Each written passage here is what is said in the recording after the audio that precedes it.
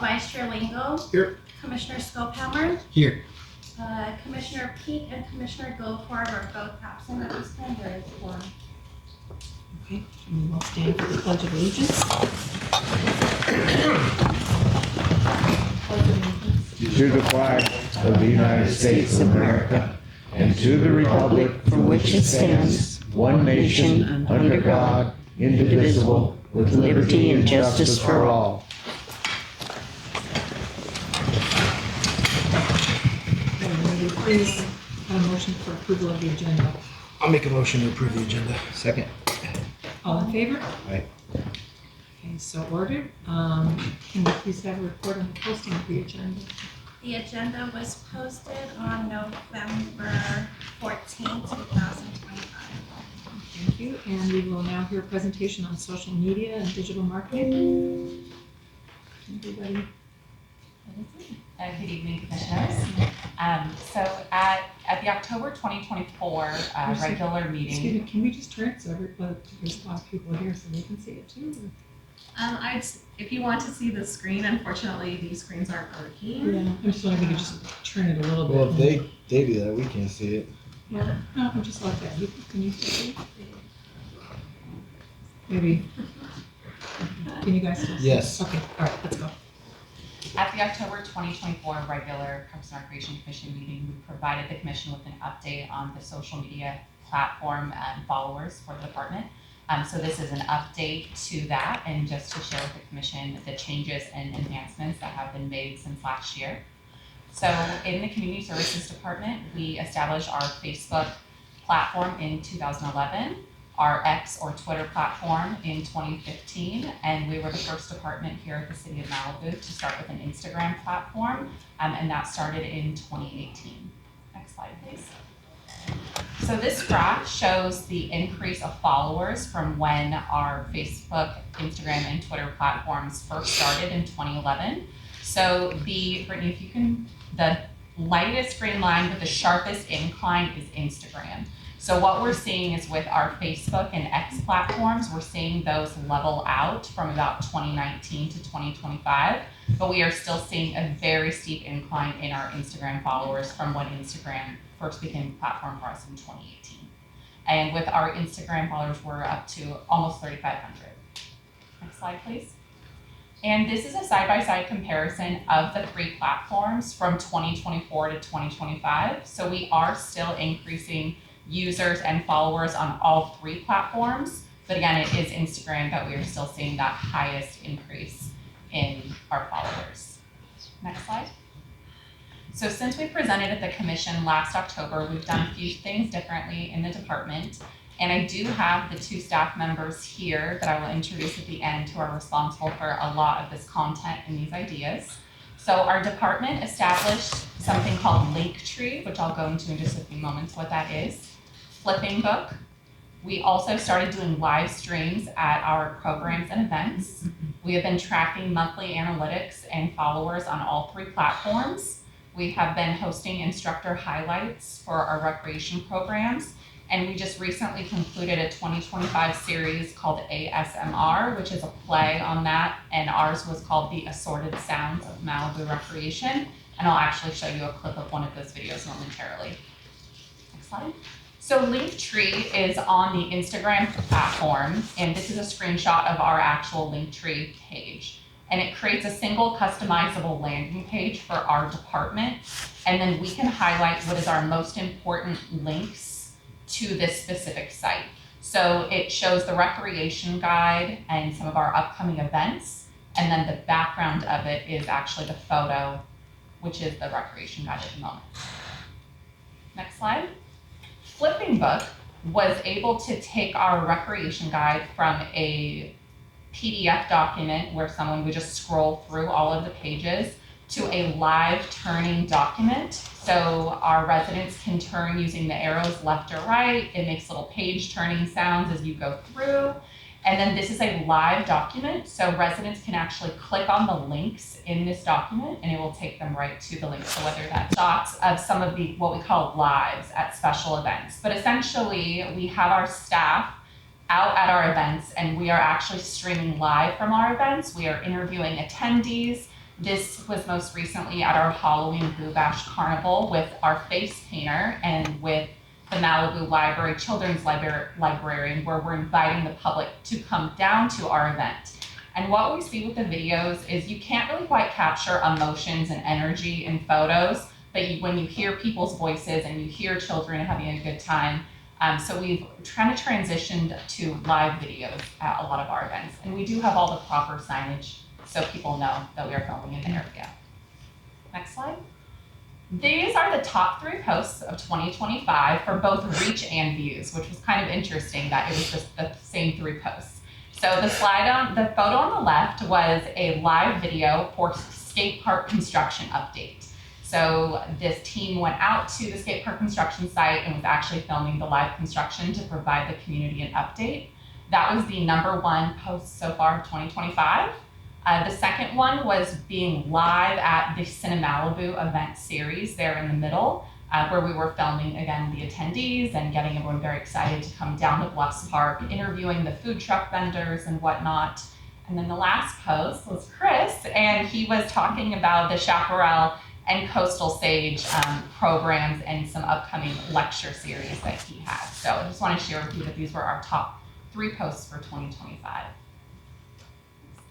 Okay, so we have a fun video to show you. So as I'm sure you know, ASMR typically is, I have the description there, but autonomous sensory meridian response. It's very calming, soothing videos that a lot of people kind of gravitate to on social media.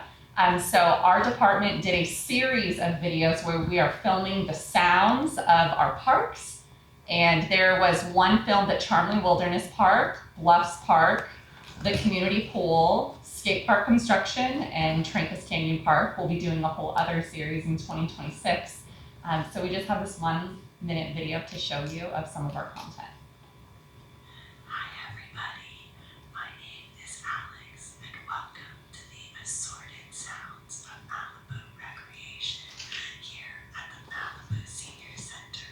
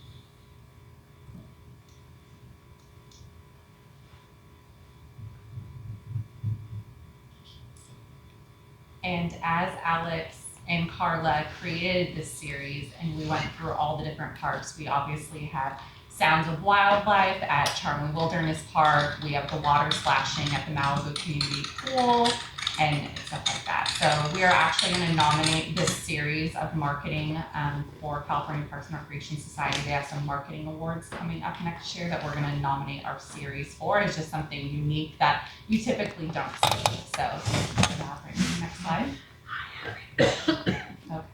So the other type of live videos that we have been doing is instead of posting videos of where the department is on status so far as projects, we are actually going out into the field and creating videos so the residents have live feeds and live information. So at the permanent skate park, some of the videos that we have created was highlighting the rebar installation, pouring of the concrete, installing the shotcrete, trenching, And then that also kind of goes with the live construction feed that you can find on the website. So this is a really quick short one just to show how we are highlighting project updates. Hi everyone, we are here at Malibu Bluffs Park watching the progress of the permanent skate park, and today they're pouring concrete.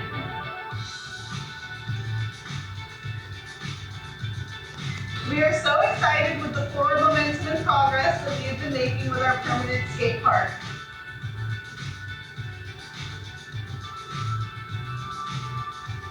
To keep the momentum going, we are going to be closing our temporary skate park. We look forward to welcoming you to our new skate park soon.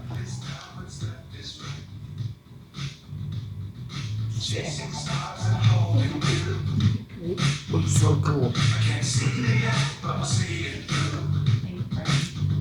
So that video was the #1 post of this year of the community's response to the skate park project. And Public Works has been a really great partner of sharing with us when there is exciting, filmable type work going on for the skate park that we can go capture. Are these videos posted on all the platforms? So Yes. Facebook, everything. And they're also on the link tree, which is the easiest part to see everything, but yes. So since January 1st, 2025, this is just a little snapshot of analytics that our department captures monthly. Our Instagram reach has increased 92%. Our content interactions has increased 100%. Our link clicks has increased 578%. Facebook increase of 82% for page visits, and 88% increase on follows. So we're kind of monitoring all the different ways that the community likes to receive information. Next slide. Also on the Community Service Department landing page on the city website, we have a list of all of the platform handles. So if you are just on the regular city website and maybe you do not know the different handles for the department, you can see that graphic that's right there on the right-hand side on our department website. And right quick before we end, I wanted to introduce Carla Vosquez is our internal graphic designer, so to speak, for our department, that she creates and edits all these wonderful videos. And Alex Elizondo is our main face on all these videos, and they are a wonderful team to create all of this for our department. Bravo and a great job. Do you know what the demographics are of our followers? Yes, I would say it's 62% female, pretty much on every single platform.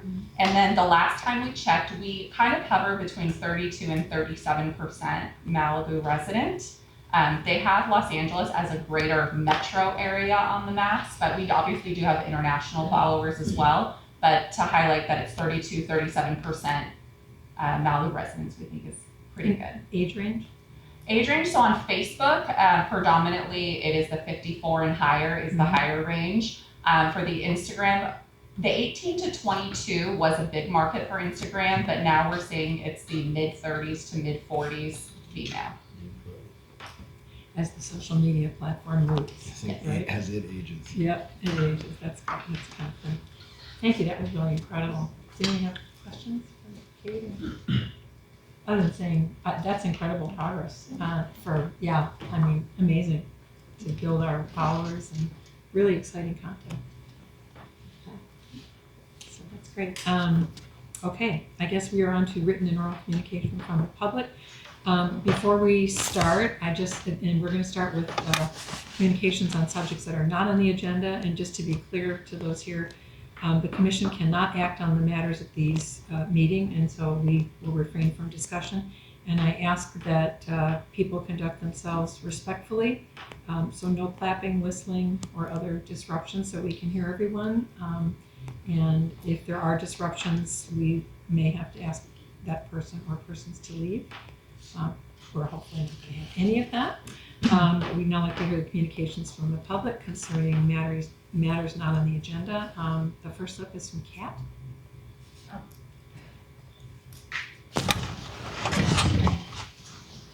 Hello, my name is Annestatica Komarovsk, but you can put down any name on the public speaker's card. So I didn't put down cat, because yesterday here we were talking about bird view and cats, about some home at the planning commission meeting, so I figured I'd put that down. So also, running for governor. So Ann Komarovsk for NPP governor 2026. No party preference or no politics, period, 2026. So I appreciate your support and I'm listening. And Halen was kind enough to remind me that Monday, Tuesday, now I forget, it all blends in, all these meetings blend in together. Is today Wednesday? Tuesday. No, Tuesday, okay, thank you. All right. Take care. Thank you. Okay, Scott Dietrich. Oh. Thank you, commissioners, and I do understand that each of you is going to try out the skate park when it's done, isn't that?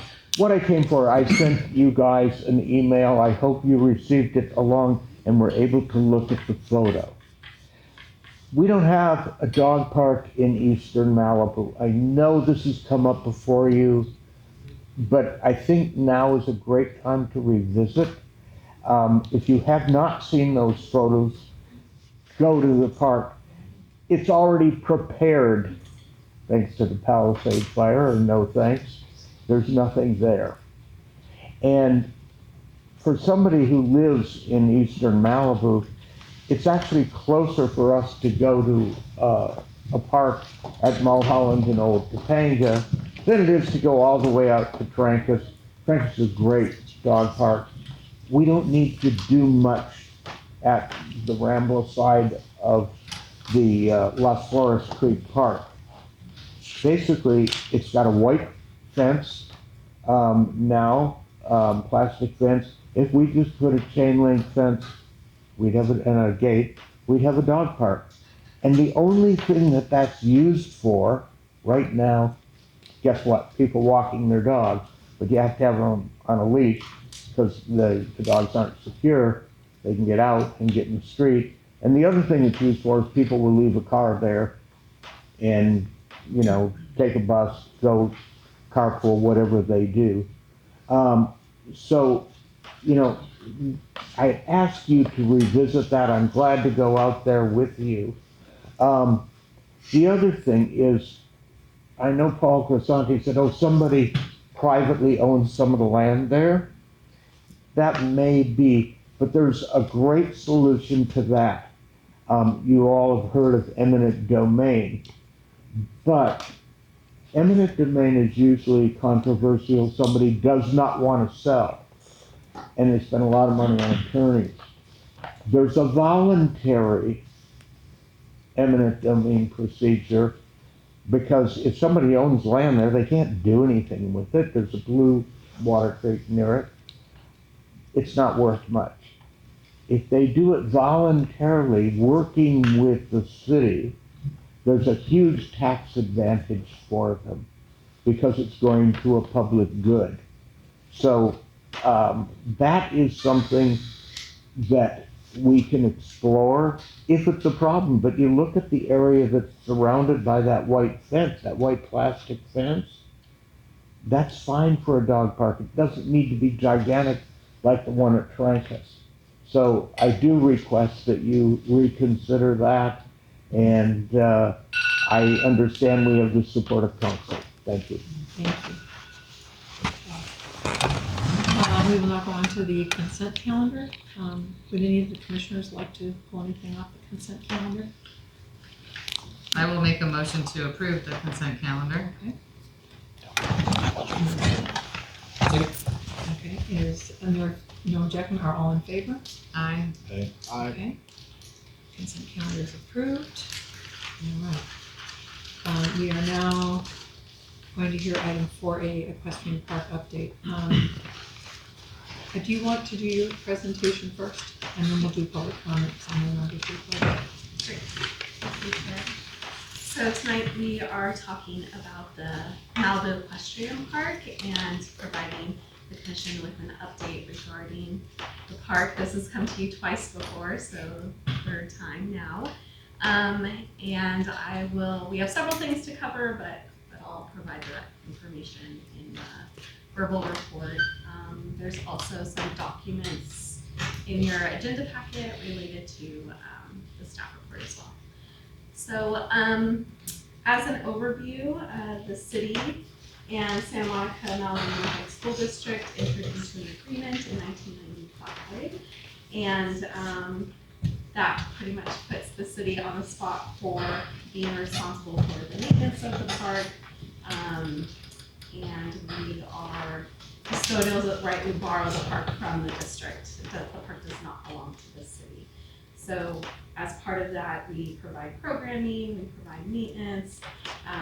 We have the ability to approve existing amenities, although we cannot construct or make big site improvements without the district's approval. In reviewing what the equestrian park operating hours are, we're open 8 a.m. to sunset daily, and the city does pay for city custodial or contract custodial services, who goes in there and cleans the parks. And then we also have security, and by security that means someone that goes in after sunset or at sunset and closes the gates for us. There's not on-site security provided at the park on a daily basis. They just go in there to close. For daily maintenance, we do have our landscape contractors providing maintenance at the site. We do arena upkeep, restroom maintenance or restocking, and we also do weed abatement in the surrounding area. So this item, as I mentioned previously, has been brought to the commission a year ago almost, and also in August. And at that time, the commission provided guidance on tracking attendance. You all received updates on the number of attendees that come to the park and what type of use is being done at the park. When we brought this item to the commission in August, you all requested that we work with the equestrian community and return in January. So it's coming at you a little bit before then, but we've received a lot of community feedback, so we felt it was urgent to bring this matter before you sooner rather than later. And just a recap regarding attendance, you received this in August, but we did a tracking between summer and fall in 2024, and then we tracked spring into summer of 2025. So we went over all these details in August, so it's just in here as a refresher. And I will turn it over to Chris for this section. Good evening, commissioners and members of the public. It's good to see so many folks here. So we were given the direction to communicate with the equestrian community, which we have done throughout the last few months. And in August, we met with the community at a meeting at the equestrian park. Thank you for those of you who were there. And then we've also reviewed the maintenance, the upgrades needed, and also community class and rental options. That involves also communicating with folks that were interested in potentially hosting classes, and then also meeting directly with our members from Trancas Riders and Ropers from August to November. This is when this occurred. We've been completing the general maintenance work that was needed to be completed at the park, including tree trimming and additional maintenance. The community class instructors, we've actually had outreach from one individual to actually teach community classes at the park. And then, as I mentioned, we've also reached out to Trancas Riders and Ropers, who we've met with, to review the potential for community use agreements and fee waivers for their use at the park.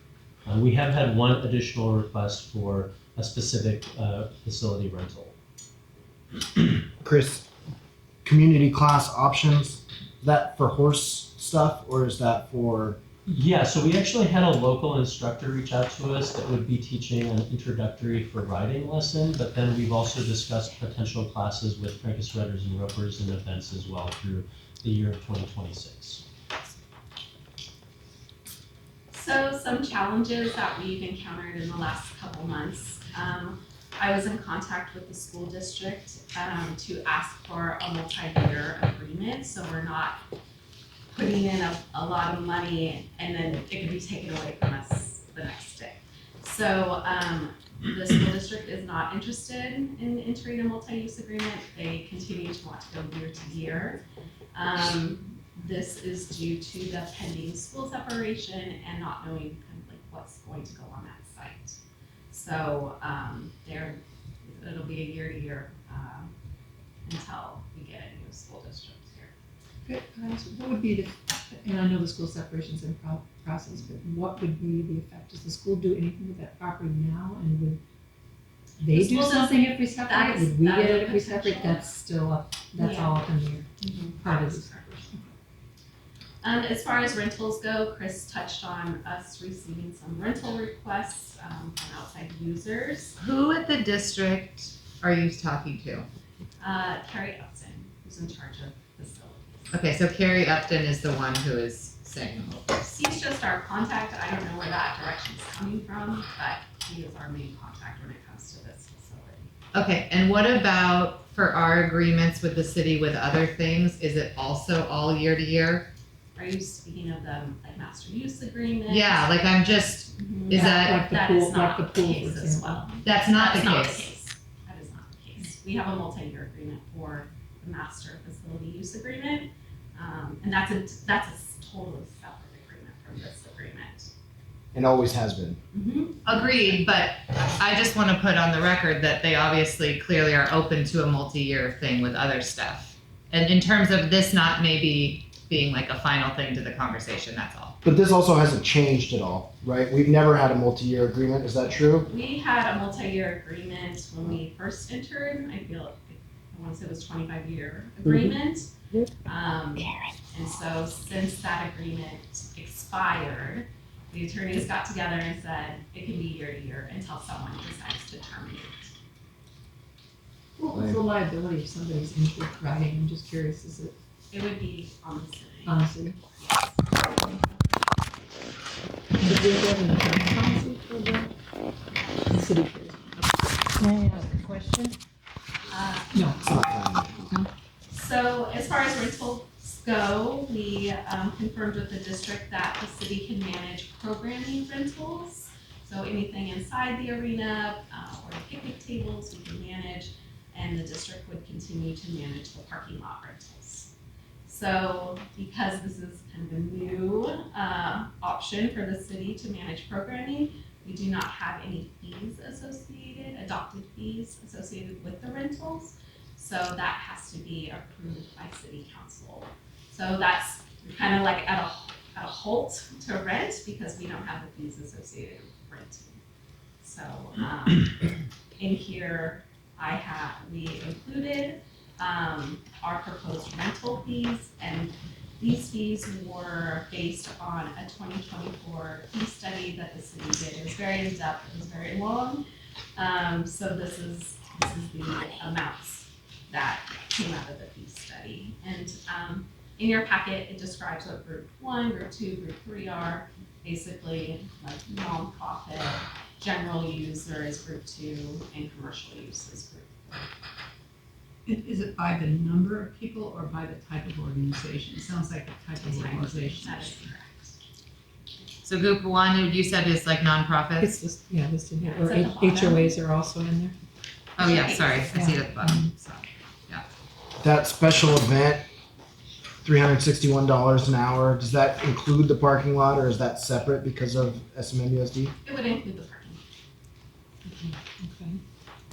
Is that done on like a per square foot? I mean, I know you said it was intricate, but is it like a per square foot sort of situation? Like, Where we go? yeah, where you get the numbers, the dollars? I want to say yes. It's been we did this back in 2024 and it was a very in-depth, but it's been on hold because of council. I want to say they took all the different properties into consideration when considering the fees and the square footage, Chris? We went over Yeah. square footage and the different uses on each property and stuff. Yeah, so size of facility, and then they also ran that through a comparison with other cities and facilities. Very similar. Are we gonna talk about, or can we got a minute to talk about these fees? We haven't had anything going on there for so long that to say, okay, well, if you want to use it, now you got to come up with 15 grand if you want to rent it for a day. Seems like kind of a lot, right? Like, that's just my opinion. I know that those numbers probably come from somewhere that makes a lot of sense to a lot of cities. To us to say, okay, well, it's gonna, this is what it's gonna cost if you want to be there for a day. And it's a lot more than that, right? Like it's $3,000, $5,000. To me, it seems high. So if you have a special event that uses the arena, you do $53 an hour? I mean, what's the difference between special event and arena use? A special event is something that does not use the arena? No, a special event would be when you're hosting a horse show. All of it. Competition. So you'd be paying $206 I don't think so. an hour, not, 361 for a lot of places. Maybe not for the Trancas Riders and Ropers, but for somebody that wanted to come in. but just to be clear, you'd be paying both of those rows of fees. Oh, Oh, no, just no, one. yeah. That's what I'm saying, so. So if you have a special event equestrian show, where you're inviting multiple people from inside the city, outside the city, that would be considered a special event. If you were just to go to the arena with a group of friends and you wanted exclusive use, and it's just a group of you, you would pay the arena fee. So let's say there's an instructor, a horse instructor, and she wants to rent the space for 2 hours to do lessons. She would pay $106 per hour? She would pay the arena. 53 per hour. Yes.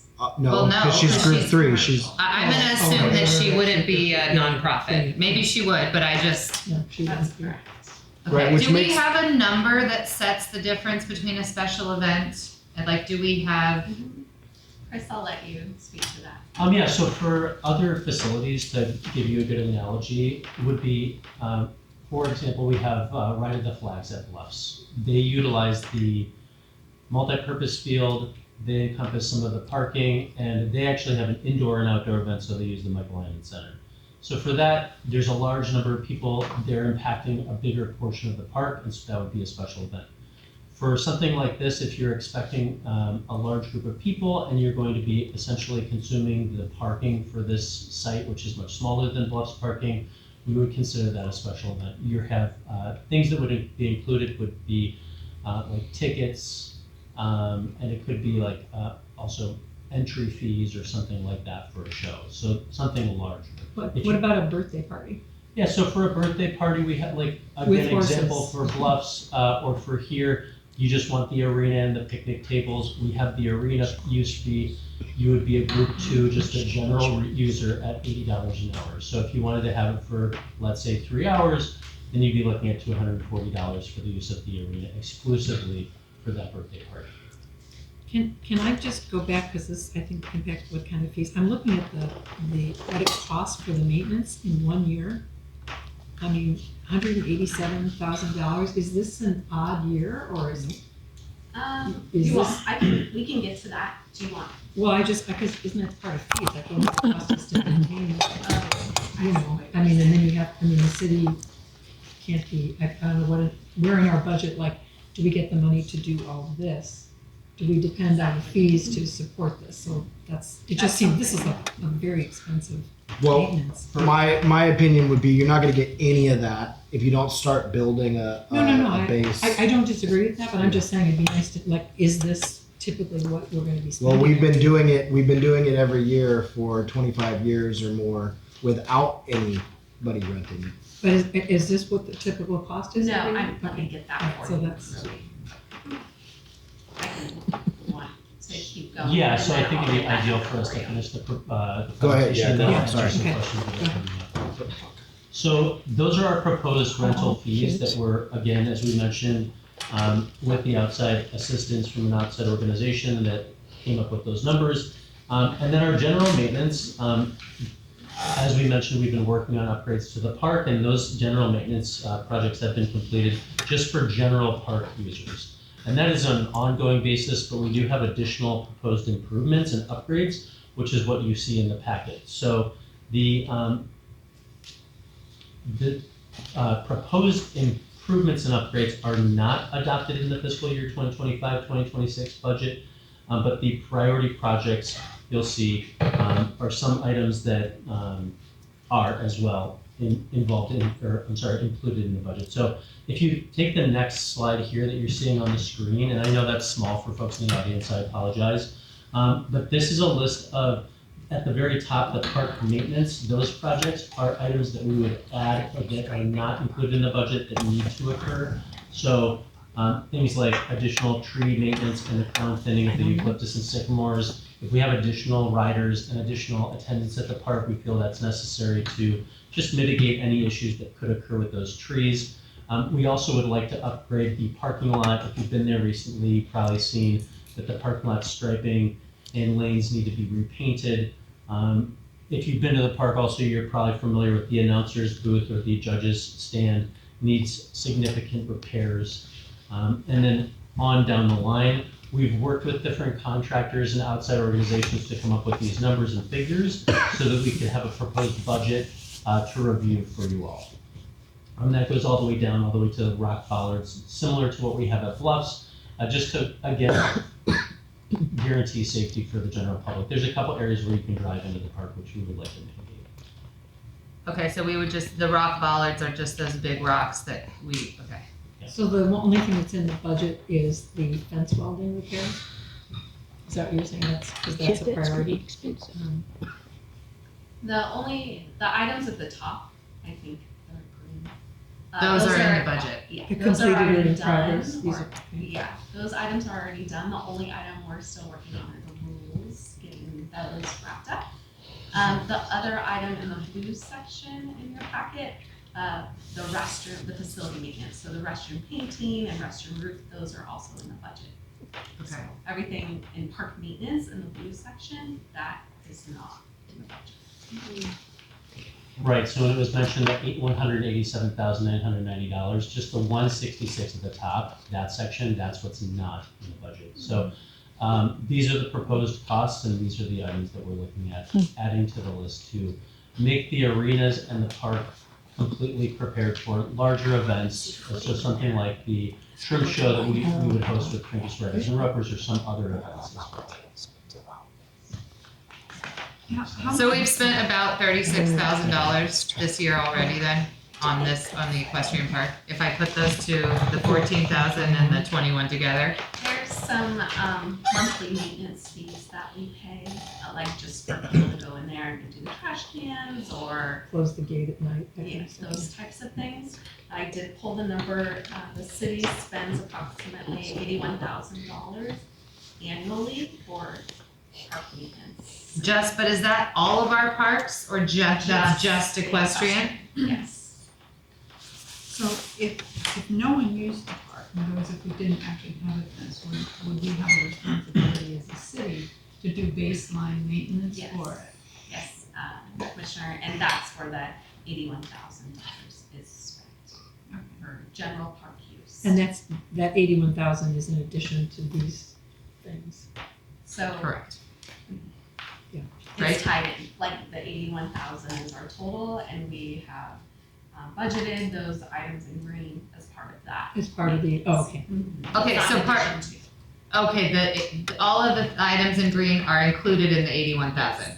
Mhm. Same with the 21, 9 on the bottom with the facility maintenance. That's a separate line item. That's a because it separate. is maintenance, so that is not included in the 81. Okay, so we could say about $100,000 is a fair number that we've spent this year. Is that typically in line with what we spend every year? Do we know? Yes. Close to it? Yeah. I just have one. When you say dog walkers, do you mean like professional dog walkers or just I'm going there with my dog? It's definitely both.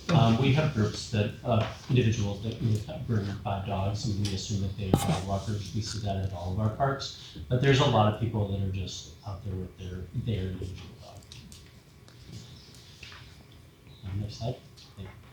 So just to give, if you're not familiar with the park and the area, we have the, I'll start from the far right, which is actually technically north, but you have the upper arena. That's the smaller of the two. And then as you kind of go towards the entrance, you get the restrooms. If you've been to the park, you'll see that they're kind of like they're in between the two arenas. On the opposite side of the lower arena, you have the judges stand. That's the booth that would have been used during the events and shows. Over on that side, we also have a set of bleachers. It's very similar to the bleachers that you have over at Bluffs Park. Those are in perfect working order. They're aluminum, they last forever. And then just to kind of give you another idea, we've got over where we have the handicap parking, that's the largest area of trees and those eucalyptus that we've talked, is mentioned for the trimming. We have the lower parking lot, or the main parking lot, I apologize there. That's all paved with the sections in the middle. The reason that it's oriented that way is for horse trailers to pull through. If you continue to move to the left from the parking lot, you'll actually see there's an open space that had been used historically for parking for larger events as well. So this just kind of gives you a better scope of the park and the space if you haven't been there recently or are not. Wait, what's the extra area you're talking about? Like that dirt patch in the corner? Yeah. I'm just gonna show you. Sorry. That's okay. I wish I had one of those like laser pointers. Yeah, I actually thought about that. This area is flat here, and so there's actually a drive that comes down, and so and Bonnie and Nance can speak well about this, but this has been used for additional parking here. But this is our primary parking lot. This is the lower arena where the majority of the shows would be done, or the shows would be done. But there's the two arenas here, so this is the entrance is just off of Merritt Drive right here, and it kind of comes. Where are the rocks gonna go? So yeah, that's a good question. So it's hard to see, but there's a handicap parking installed right here, and there's actually this area where the rocks go in between. There's a pathway that goes up through this way. So it's hard to see. You can't really see it on this map. Isn't there like a reasonable need to drive vehicles into the arena or very close to it? So this area right here, you can actually see this entrance. There's actually a steel cable that you could just pull back, and you can go in that way as well. Yeah, Where do That's for emergency vehicles and fire trucks. Yeah. What area do the dog walkers use? So we actually just we have had cameras placed here and here, and dog walkers essentially walk throughout the entire park. A lot of times we would see them looping around the arenas and things like that. Just curious, do we have dog bag dispenser? We do, yeah. There's dog dispenser bags here at the primary entrance. Is there any place to put them? Yep. Trash cans? Yeah, there's trash cans spread throughout the park. There's some at the restrooms, there's some here, and there's some on the far side as well. So we do have them dispersed. Have we ever used this area during fires for staging? Yes. Yes. We actually, in the Palisades fire, we used Yes. this space as a distribution center for supplies for residents, and then it was also, as I understand, it was originally stationed as an area to bring livestock and horses. During the Woolsey fire, unfortunately, this area did burn during that fire, so they had to be evacuated. It was kept up. Other questions from the commission? Yeah, I just had a quick question. I'm sorry I missed the first part of the presentation, but how do the fees compare now with, say, I don't know, 5 years ago or pre-something? 7 that years had ago. happened? Yeah. There haven't been fees. They're comparable, Okay. with the fee schedule or the fee study that the Okay. city did. Similar. They did look at historical information and have presented these numbers. Yeah. to us. Real quick, we also asked about the trails that run around the park there. You can see them kind of in the right-hand corner. And I think, didn't we ask to see if there was any reasonable way to extend those so that there's like a loop or something like that? Did we talk about that? For like walking dogs? We did. Just hiking? We talked about it, and I don't know if that get done or anybody researched that at all. Is it a big deal? Can we go in there with some machetes and clear a trail? That was also brought up during our community meeting, and there is interest for us to go through and assess those trails, and there was interest in adding trails as well. Right now, we're focusing on the arena and the primary maintenance to get the park up and running so that we can actually use it for its intended use. But those are absolutely options that we can explore. I have a question. When is the last time that we have invested money like we're being asked to tonight? Like when is the last time that any work has been done to this property? I think that general maintenance has been completed since 2018. Kind of at the exodus of Trancas Riders and Ropers, that organization did help maintain the park quite extensively.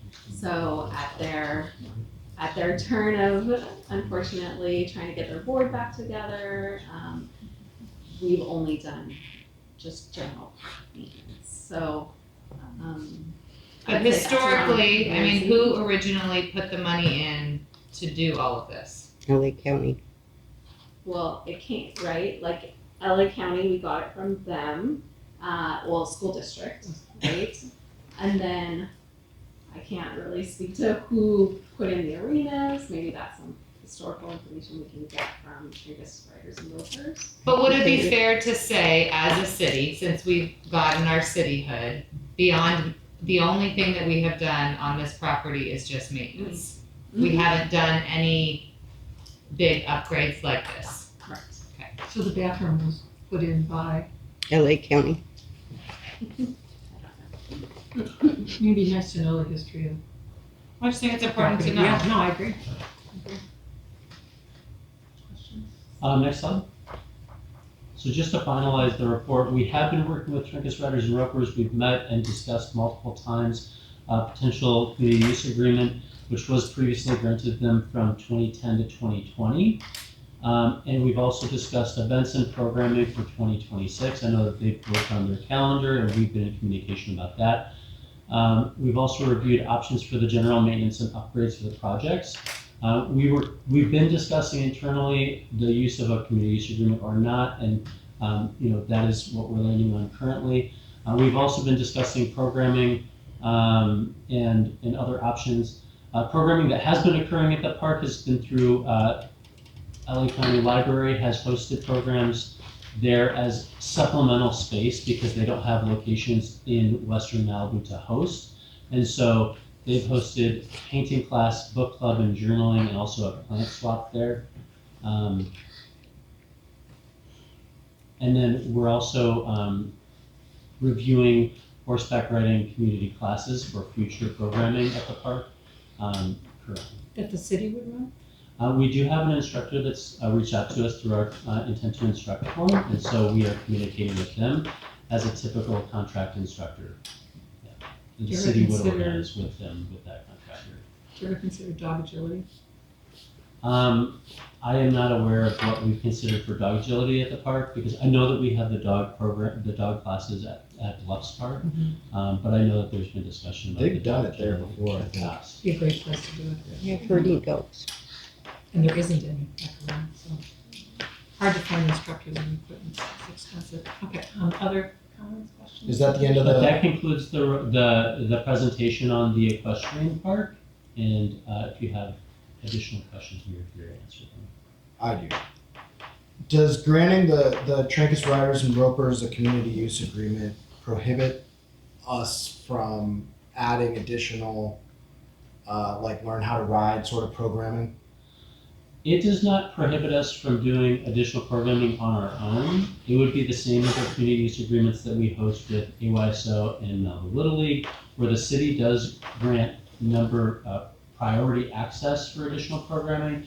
With that said, we always work with our community partners, so if they're hosting a program and we have their calendar, we're not necessarily going to be competing with that programming.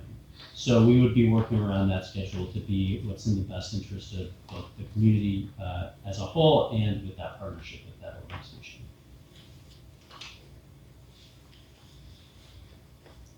Well, yeah, I think that it would be a mistake to exclude some of these other programs that might want to get involved and rely on Trinkus and Riders and Ropers too much to say, okay, well they can take all this time.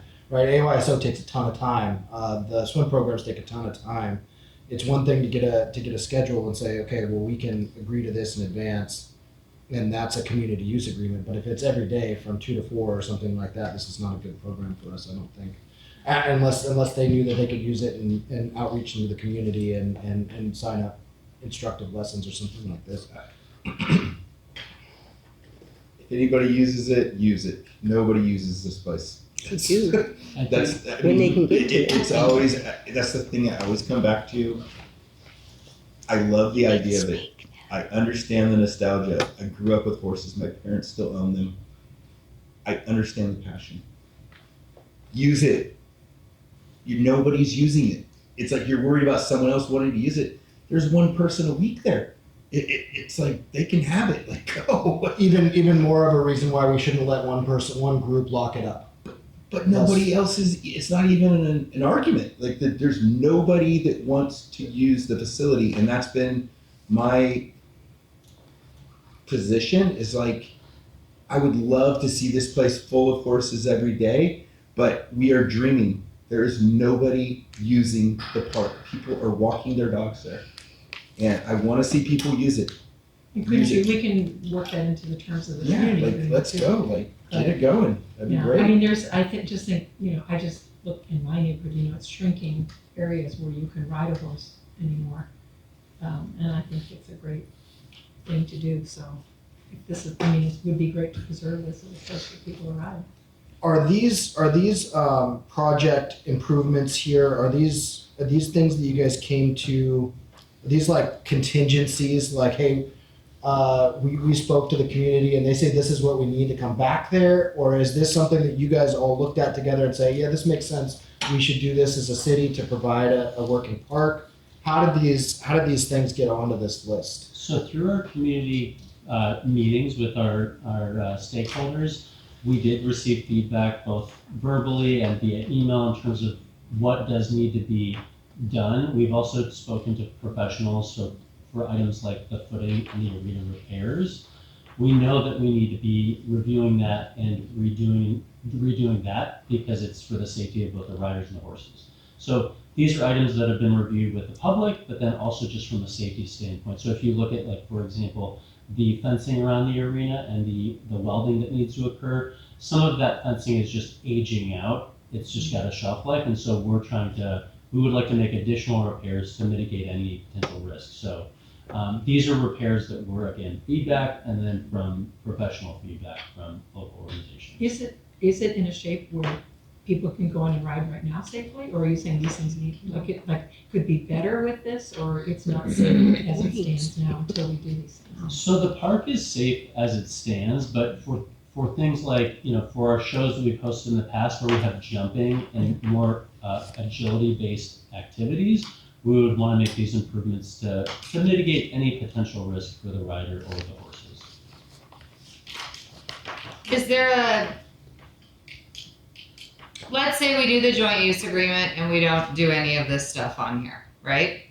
Are we liable? Is the city then liable if something happens because the stuff isn't up to what it's supposed to be? My understanding is that we would be liable because we would need to make these improvements. As it stands currently with general use, it's a little bit different than, again, like I said, a more impactful activity like jumping and things like that. And we would like to make these improvements just to make sure that it's up to the grade and expectations of the community. Can you go back to the slide where it talks about the number of participants?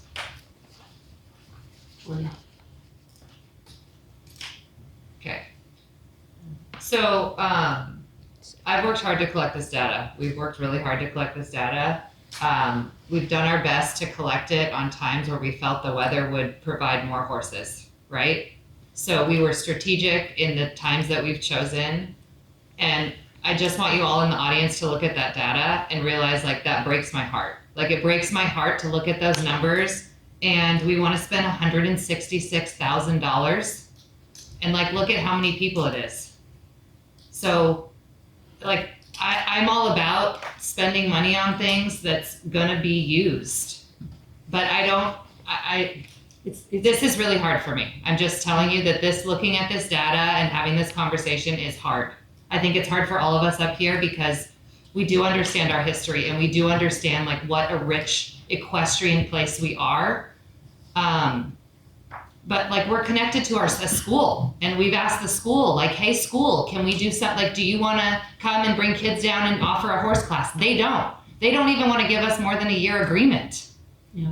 Right? So I can't, the thought of putting in $166,000 and not knowing if we will have this in a year, it is a very hard conversation for us to have. So I just think it has to come back. It has to keep coming back to use.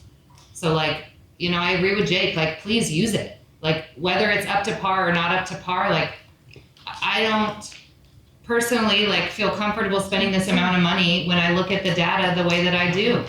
Yeah, is it a cart and horse kind of? Conditions. Or bad analogy here, but it's like, It just sounds like we're about to go into discussion, if you'd like to. Oh, I'm so sorry. no, I'm so sorry. No, I'm just asking again, it's like, the question is, do we need to do these things Yes. to make it able to be used? And you're saying, no, we could use it the way it is, because if we need to do this to be able to be used. You couldn't use it for any of the more significant events. Maybe we that should they listen raised. to the public. Is that what Brittany's trying to say? Hey, wait, I got one more It sounds question. like you're gonna, yeah, unless you have any other clarification I do. questions before. We're gonna spend $100,000 on this park regardless this year, last year, the year before. We spend $100,000 a year on the park no matter what, right? Yes. Okay. Okay. Yes. My concern about I have a big concern about it not being sort of up to standard. Because I think the liability, first of all, you don't want to see anybody hurt because of, or a horse hurt, because of some problem that should be part of the standard, construction or whatever, maintenance. And I just think that the amount of money is not worth the risk of some kind of untoward event. And I do think that people expect when you come to a park, unless you're, in a wilderness area, that it is going to be safe and up to standard. So I would support keeping it up, Okay, well, maintained. this is again getting into discussion. that's Okay, no, good point. What Okay, so- signage is currently at the park for liability? Does it say like use at your own risk or Yes, that's correct. is that what it says? No. And that covers us at this point? No, you can always. There's like our general park rule signs, which cover us. We do work with our insurance agent Okay. to make sure that the city is not liable for. Okay, we have multiple speakers. I'm just going to ask, Brittany's going to time you 3 minutes, please, just to be, polite to everyone else. Okay, Bonnie Decker is our first speaker. Hi, folks. I'm Bonnie Decker. I live up on Decker Road. My grandfather in 1952 started Trancas Riders and Ropers. We started at the old Trancas Creek, and we ended up moving it up to the Malibu Equestrian Park when Parentio's group sold the old arena. Also, just for your little information about the school district, I hope it can go back to the Decker School District because that whole property used to belong to the Deckers. It was purchased for schools because Decker School had gotten too small. Anyway, I'm here for Trancas Riders and Ropers. I'd like you to bring up that number of what it's costing, the $187,000, because I'd like to point out a couple things. For one thing, there is no new drag down there to drag the arenas. That's $6,500. All I can think is not the arena drag, but a watering thing that you guys bought for the arena. Because there is no drag that we could properly use there right now. Also, the upper arena, that's the warm-up arena. The lower arena is the show arena. We used to always keep the lower arena shut down, so not everybody could use it. It was kept for shows, so we didn't have to worry about the footing. And as for maintenance and stuff, if you could compare Trancas Riders and Ropers and the maintenance and how much we had done there in the last 25 years we've been there, you'll see that you did not have those maintenance fees. All our volunteers did a lot of work there. A lot of families from the community would come. We would have work parties. I think we need to really look over this project thing, because when I was there, I saw maintenance people there working. All they were doing were tapping the ground with a stick. There was castor beans growing up all over, and those are highly poisonous to kids, horses, and dogs, and everything that should have been pulled instead of them tapping the ground with a stick. I just think that we need to work all together so we can pull this park together like we did before.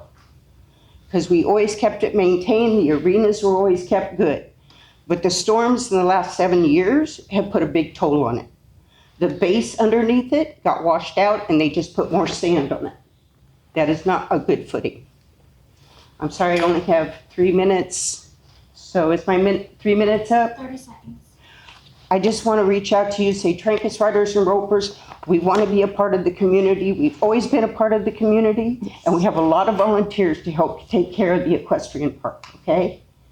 If you look at the old days, when we were there full time, you'll notice that the maintenance fees were not that high. What years can you? Okay, but Sorry. when we went there, we're the ones that got the facility built. With Bill Reynolds and our past presidents, we were able to get the facility with the LA County Parks and Rec. Thank you, Bob. Next I have Al. Hello.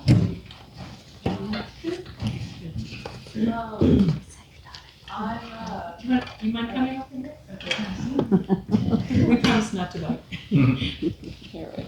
And if she doesn't finish her time up, I was gonna join in. So you don't have 2 speakers. Is that okay? Well, we only have 1 speaker slip, so. Oh, I can't. Yeah. Okay. Okay. Who knows? So I jumped horses at a competitive level. Not obviously in the equestrian park, but I started out with Gina when I was like 4. And I went to the little show over there. It was really fun. It was like a big part of, me growing up and riding. And it's a big part of like why I'm so like passionate about it and why I do like bigger stuff now. And I think that like keeping that open and like having kids do it, it's like really good for them, especially like horses, just in general.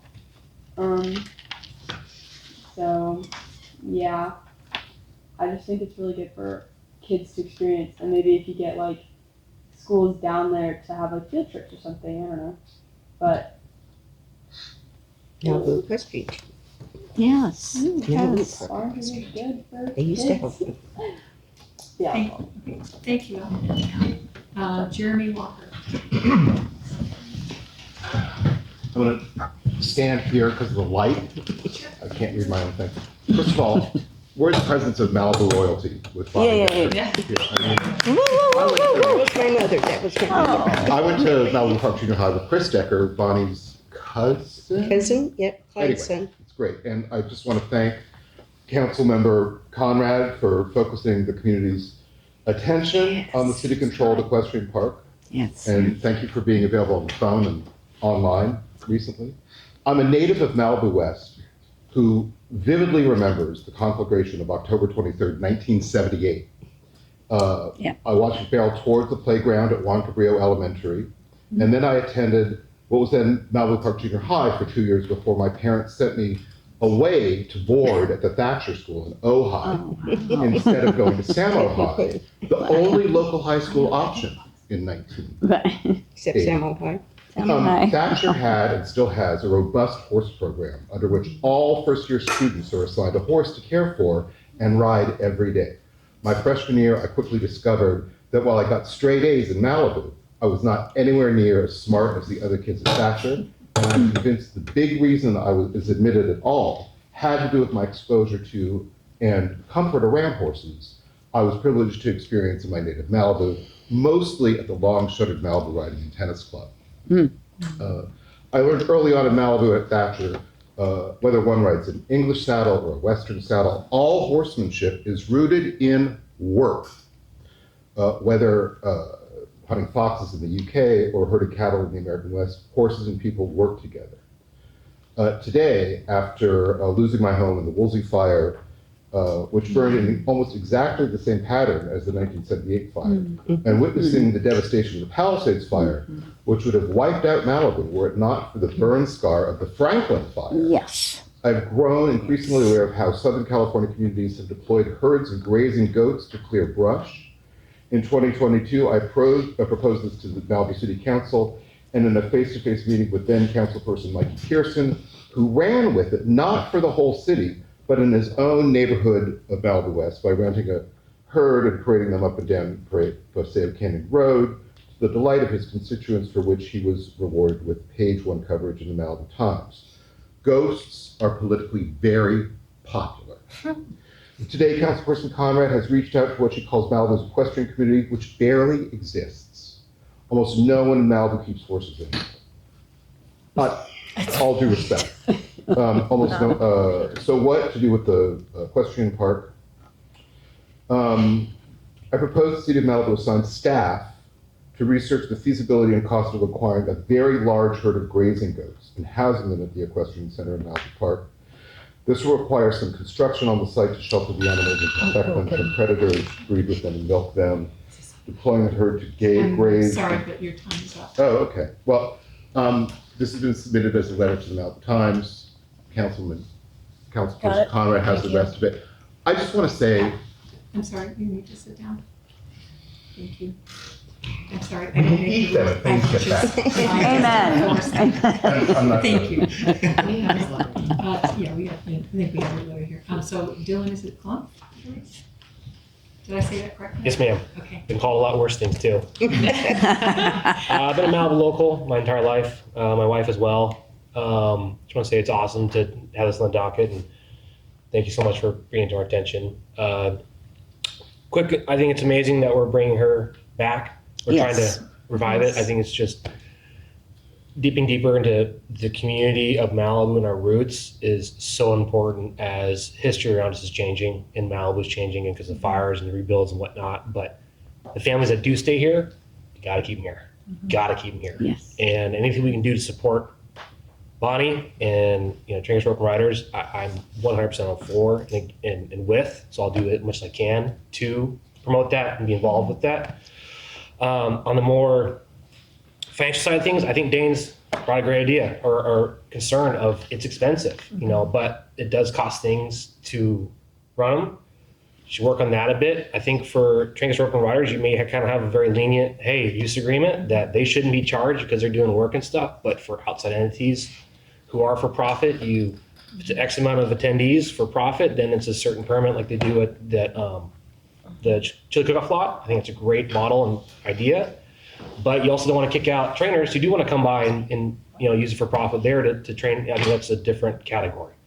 I just think that any support we can to again keep Malibu heritage alive and well and support it and give them opportunities to have better exposure, we should do. And to your point, it's tough throwing money away when no one's using it, and your point as well, Jake. And I think it kind of comes down to exposure. I, again, being local for 30 years, did no idea that trainers, ropers, riders was still a thing. And so for me, hearing about them, like, oh my gosh, this is something incredible we have to be a part of. So it comes down to exposure. The right exposure, the right people can really lift up this community, because we do have so much horse people in Malibu, and it should be supported. So just, local born and raised here in Malibu saying, I think this is an amazing opportunity we have. It does suck spending money that no one uses, but it can be alleviated through just exposure and getting people involved, getting the word out like Anna's doing, and, just preserving Malibu. So I'm all for that as much as I can. So thanks for your time. Appreciate you guys. Thank you. Next is Alan Armstrong. Well, I'm here to encourage equestrian activities. I've been fortunate to grow up with two sisters. We've had horses since the 50s. One horse was bitten by a rattlesnake, so we always had them in our backyard. It was, and the kids and the boys, we all got to ride them until we got a little older, learned how to surf, and we went that direction. But, my daughter's had horses, and my granddaughter's been riding. And so what Malibu needs to do is get a little more exposure to horses, We used to have these gymkhanas that were big deals in the 1950s. And they had cotton candy and little boys running around, and then they had the flag and the activities. And it's something that, maybe could be brought back with lessons, and then the kids could have a gymkhana or something at the park. I guess there's not a lot of exposure to horses anymore for the general public around here. Well, I'm kind of hearing that people, need to do a few things to, advertise it. But anyway, I wrote some notes, but it's all just encourage everybody to keep the equestrian activities in Malibu, move it forward, do a few things that, encourage it. So thank you. Thank you. Thanks, Al. Lady Nenner? Is it Lady or Jennifer? Alan Sistik. I rode with both your moms, and this is like, it's bringing back old Malibu. So a lot of the rural parts have been burned out, and people have left. And why can't this be part of the restoration of Malibu? Rural Malibu, our heritage. And Dana and I were speaking about maybe even starting a 4-H club. I was raised in Malibu and they had 4-H, and much to my family's regret, we have over 100 chickens on a beach lot. Yeah, and that was in the turkeys. But my mom would rescue wildlife, so we had deer.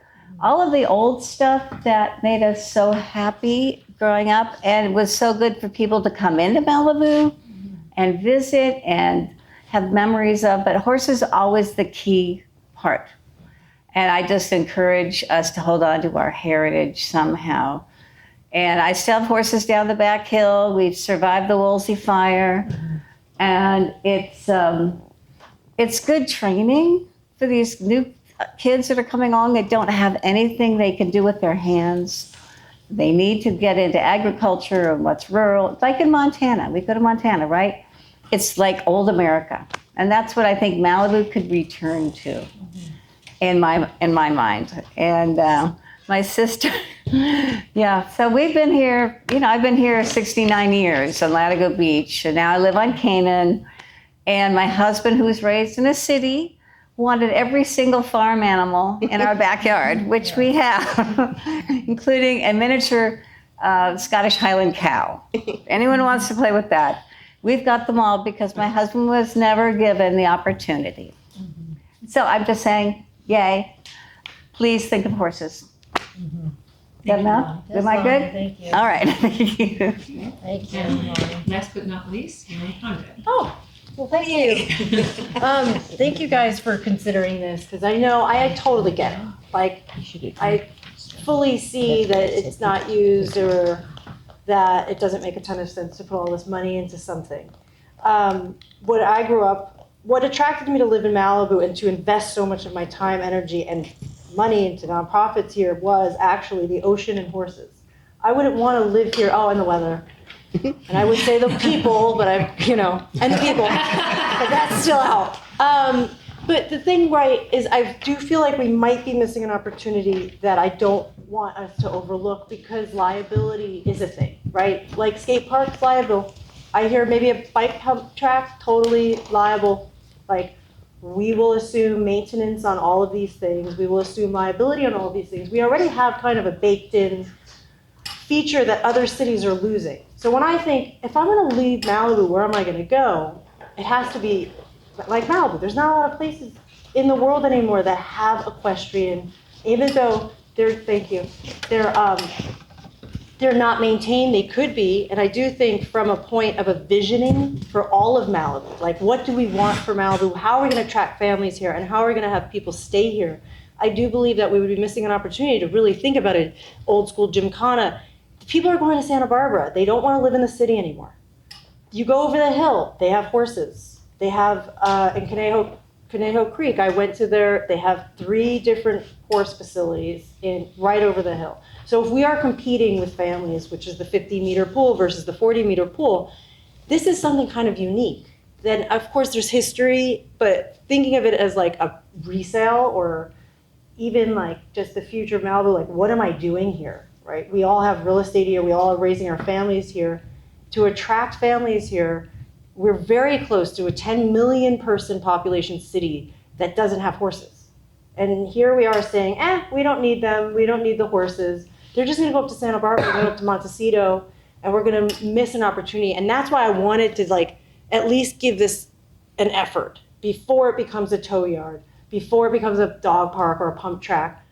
All cool things, but what's really cool that we'll never get back is the history of these guys and the volunteers of the youth of the future. He just got married. His kids will be growing up with, and that's generational stuff. We could build a bike path let's put it in legacy. a pump track. I don't know, that was Andy Lyon's idea. But we have an arena. People won't use it because horses don't want to, we don't want to hurt the horses. So when you guys are saying, I know I'm short on time, I see you looking at her. They're not I'm gonna finish. We're not gonna bring our horses to a place, just like I'm not gonna play soccer at Trancas because it has mole holes. So thank you very much, but there has to be a safe environment to bring animals to, and it's not safe right now. Thank you. Forward. Nancy. City charter. Nancy. Rural I'm sorry. character. Nancy. Hi, my name is Nancy Tapley Peck. Sorry if I have a big voice, I teach. I've been doing horses my entire life. I have 14 licenses to do what I do. I'm also a judge for horse shows. I've judged at Trancas Riders and Ropers. I've known Bonnie forever. My husband was the manager at Malibu Lumber for 14 years. I used to train up at Malibu Riding and Tennis Club for several years. This is what I do. This is what I love. I would not bring my horses to the arenas that we have. They would break a leg. They would twist an ankle. I would have a vet bill. They'd probably have to have 6 months to a year off. It is not safe there. It is not enticing. It's not saying, welcome, come in. As far as your numbers go, I'm very good at research. I have a 10-acre horse ranch in Moore Park. I have room for 125 horses there. I run the whole place myself. My husband's passed. I could work with Chris on the numbers and get those numbers way down. Again, Bonnie noticed, I was with Bonnie the day she noticed the guys were just poking at things. They weren't cleaning up a thing, and they're getting paid. So there has to be a refresh on the maintenance crew. Volunteers are readily available. I have tractors, I have flatbeds, I have arena equipment. I know about all that stuff. So I'm very good at research. Use me if you want to. I would love to help. I would love to get this going again. I think it's great. I teach a lot. And I really see a big difference in children these days. They cannot do anything with their fingers or their hands. They can text 90 miles an hour. They can't unbuckle a buckle. You tell them to do something, they just look at you like, well, go ahead and do it for me. And my response to them is, I'm not your mother. I know how to do this. This is your job. And they look at me because I teach them how to brush a horse and how to ride and how to clean the saddle and how to put on the saddle and take it off and feed carrots. And they're scared of everything. I really think the children need this. I think the community needs it. I think we need to bring Malibu back. And I think I can help a lot. If you'd like to use me, I'm welcome to help you. Thank you. Thank you, Nancy. And that is our last public speaker. Excuse me, I'm sorry. So we'll close the floor to public comment.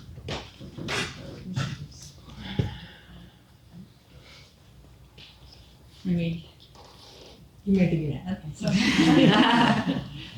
Well, I think there's opportunities for outreach to younger folks. And it's not, I mean, the working with a horse is wonderful, and I loved it when I was a kid. And I shoveled that straw out of stalls too, voluntarily. There's more, there's more in a relationship with a horse. And it's very, very special. And I think it has an opportunity to open up whole kind of new emotional experiences for kids. I can go ask all my friends. Questions, comments? Well, I guess what I was hoping somebody would talk about, which they didn't, was just we've heard a lot that there's no like stables. Like there's no, like when you come to the equestrian park, you're either walking your horse, right? So you live around the community and you're walking your horse, or you're towing your horse in there. But it doesn't have like I think about no boarding facilities. So but I was just thinking there's that, is it like Old Chesborough? Like there's that park with that cute little Old Agora Park. Yes. But you walk up and they have it like, there's like actual stables and there's a little thing where you can rope it and it seems like a huge part of the neighborhood. So I'm gonna be honest, like, I don't know how many people around that area still have horses. Me too. Lots. Lots. I'm just saying, like, I don't know if you guys know how many people are on, right? But it was like, what, 1 or 2 people a week? So that's gotta be people that are just walking their horse there. Yeah, I mean, I personally know a couple of people that had their stables burned out and haven't rebuilt them yet.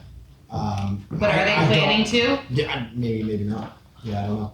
And it seems like, I mean, it would be a convenient thing to say, oh well, the stables aren't good enough, that's why we don't go, right? I don't know that that's true enough. I mean, maybe it is true, right? If they're saying they've been bad for a really long time, maybe nobody's going because the stables aren't right or because the arenas aren't right. I can't imagine that they're good. It's just Me neither. a long time of not Yeah, being used. it sounds right. No, not answer stables, the the question? arenas, right? If the arenas aren't adequate, and we're not seeing any horses in there, maybe it does have something to do with the fact that the arenas aren't adequate. You know, there's no trails, there's nothing else in there to do with a horse, right? You can't bring it in there and ride if the arenas aren't right. So, I don't know, that you asked a question. I just Yeah, yeah, thank you. I would second a lot of the emotion. I grew up around Detroit, so not in the rural area, but I had a Girl Scout troop that was a mounted troop, and I went horseback riding, and I adored it, and did camping trips where we got our own horse, and we had to shovel the stall and curry the horse and do everything, and I loved that. I was mad about horses, so I don't have a horse now. I just have a lot of dogs. But I think to me, the hardest part is the fact that the school owns it, and this school is such a bad partner with the city. I mean, I would not have a problem with saying, let's do like a partnership between the city and a volunteer group, and get this up and going. But the problem is that the school owns it, and we could put in all this money and get all these people excited and everything, and then they yank it away from us. There's never. Would there ever be an option of buying the property from them? Do we know what they want to do with it? I don't. What are the realistic things that Santa Monica Malibu wants to yank that property and do? They haven't done anything with it for 30 or 40 But years. why won't they give us a multi-year agreement? Because they don't care about us. They don't care about what's going on here. They're not gonna take it from us because we made it successful. That doesn't seem reasonable. I that's my opinion. I mean, I want to take everybody in this room to the school district is what I would like to do. Sure, take us. Let's go. Been Been there, done that before. I listened to all the meetings about the 40 versus 50 meter pool, and you could not have, again, a very vocal, dedicated, passionate group, and gave a lot of really good arguments. And they were just like, yeah, no, we're not going to do it. It's like they never even heard anybody. They did it. It's like going to a coastal commission They did it. meeting. We have the 50 meter pool. Did you get, okay, well, they didn't do it at that meeting. We worked hard and they got it. Everybody off, so. I think it's very unlikely that the Santa Monica would be so vindictive that they're like, oh, they're doing stuff there now. Yoink! That doesn't make a lot of sense. So then I guess the next question would be, could we work with getting the budget down by bringing in, because this is the one thing I hate about lists. When you're in government, I understand you have to go through certain things to let people do things on your properties. But it's like oftentimes usually it costs 4 times as much, whereas you have somebody who could volunteer and do the work, probably maybe better than one of the contractors we would hire. Is that even a conceivable plan to work with volunteers to repair the arenas to bring down the expenses of it? So under the community use agreements, just like with Little League, for example, Little League will bring in a contractor. There's requirements such as insurance that would cover the city, but they are able to, in certain cases, for example, pay for a contractor to come in at a lower cost because they do not require prevailing wage. Or they can bring in a group of parents and spread sand on the infield at no cost to them other than the material cost. Whereas the city, we can certainly organize volunteer days, but under a community use agreement with an organization, they would have the opportunity to potentially invest in the property at a different cost than the city. So yes, there is an opportunity with the community use agreement to certainly lower those costs. I don't think they're talking about getting a contractor. I think from what I'm hearing is, all these people, they have the equipment and the skills, they're doing it on their own properties to do it themselves. Can we allow that? Yes. Okay. Well, that's Only good. if we were to have a community use agreement first. Correct, which we would also need the fees to be approved prior to the community use agreement being able to be adopted. Can you say that one more time? So in order for us to have a community use agreement, what the standard procedure is, we would have a facility use request from that organization, like AYS or Little League. Mhm. Then we go through the fee waiver process and the adoption of the community use agreement. And then once that is complete, they can then utilize the facility under the community use agreement's approved use and schedule. With that being said, we have to have the fees approved by city council and updated first. Has there been an ask from Trancas riders and ropers about what they would want out of a community use agreement? A number of days, a number of events, anything? Yes, so they have a proposal that they've already given to us, and then I know that they are working on their proposed schedule for next year currently, because they have to work around like other shows that might be in the area. They want to make sure that whatever they would put on the schedule would be at like the most potential like success for the community. Is it mostly involve events, or is it like a daily use sort of situation, or? So it's not, so we haven't gotten all the details, but it's not like an AYS or a Little League where it's like, hey, we have practice every day there Right. for 2 hours. My understanding is as of right now, it would be a much less use than that, but it would be a 1 or 2 specific days a set week or schedule. something like that, plus an event every 6 months or something? Probably more often than that, but it would be a set schedule we would have prior to the beginning of the year. We would have that schedule, and then other outside availability would be available to the public if it was not. And in this agreement, we could include, they could volunteer to do some certain aspects of the maintenance. They could certainly volunteer, and that would be, certain aspects of maintenance would be included in the agreement. Who negotiates that? Like if we just said tonight, like, oh yeah, we want to do a community service agreement, then So do we you would meet work with the offline? organization. Staff meets with the organization, does that come back to us first and then go to city council, or does it go straight to city council?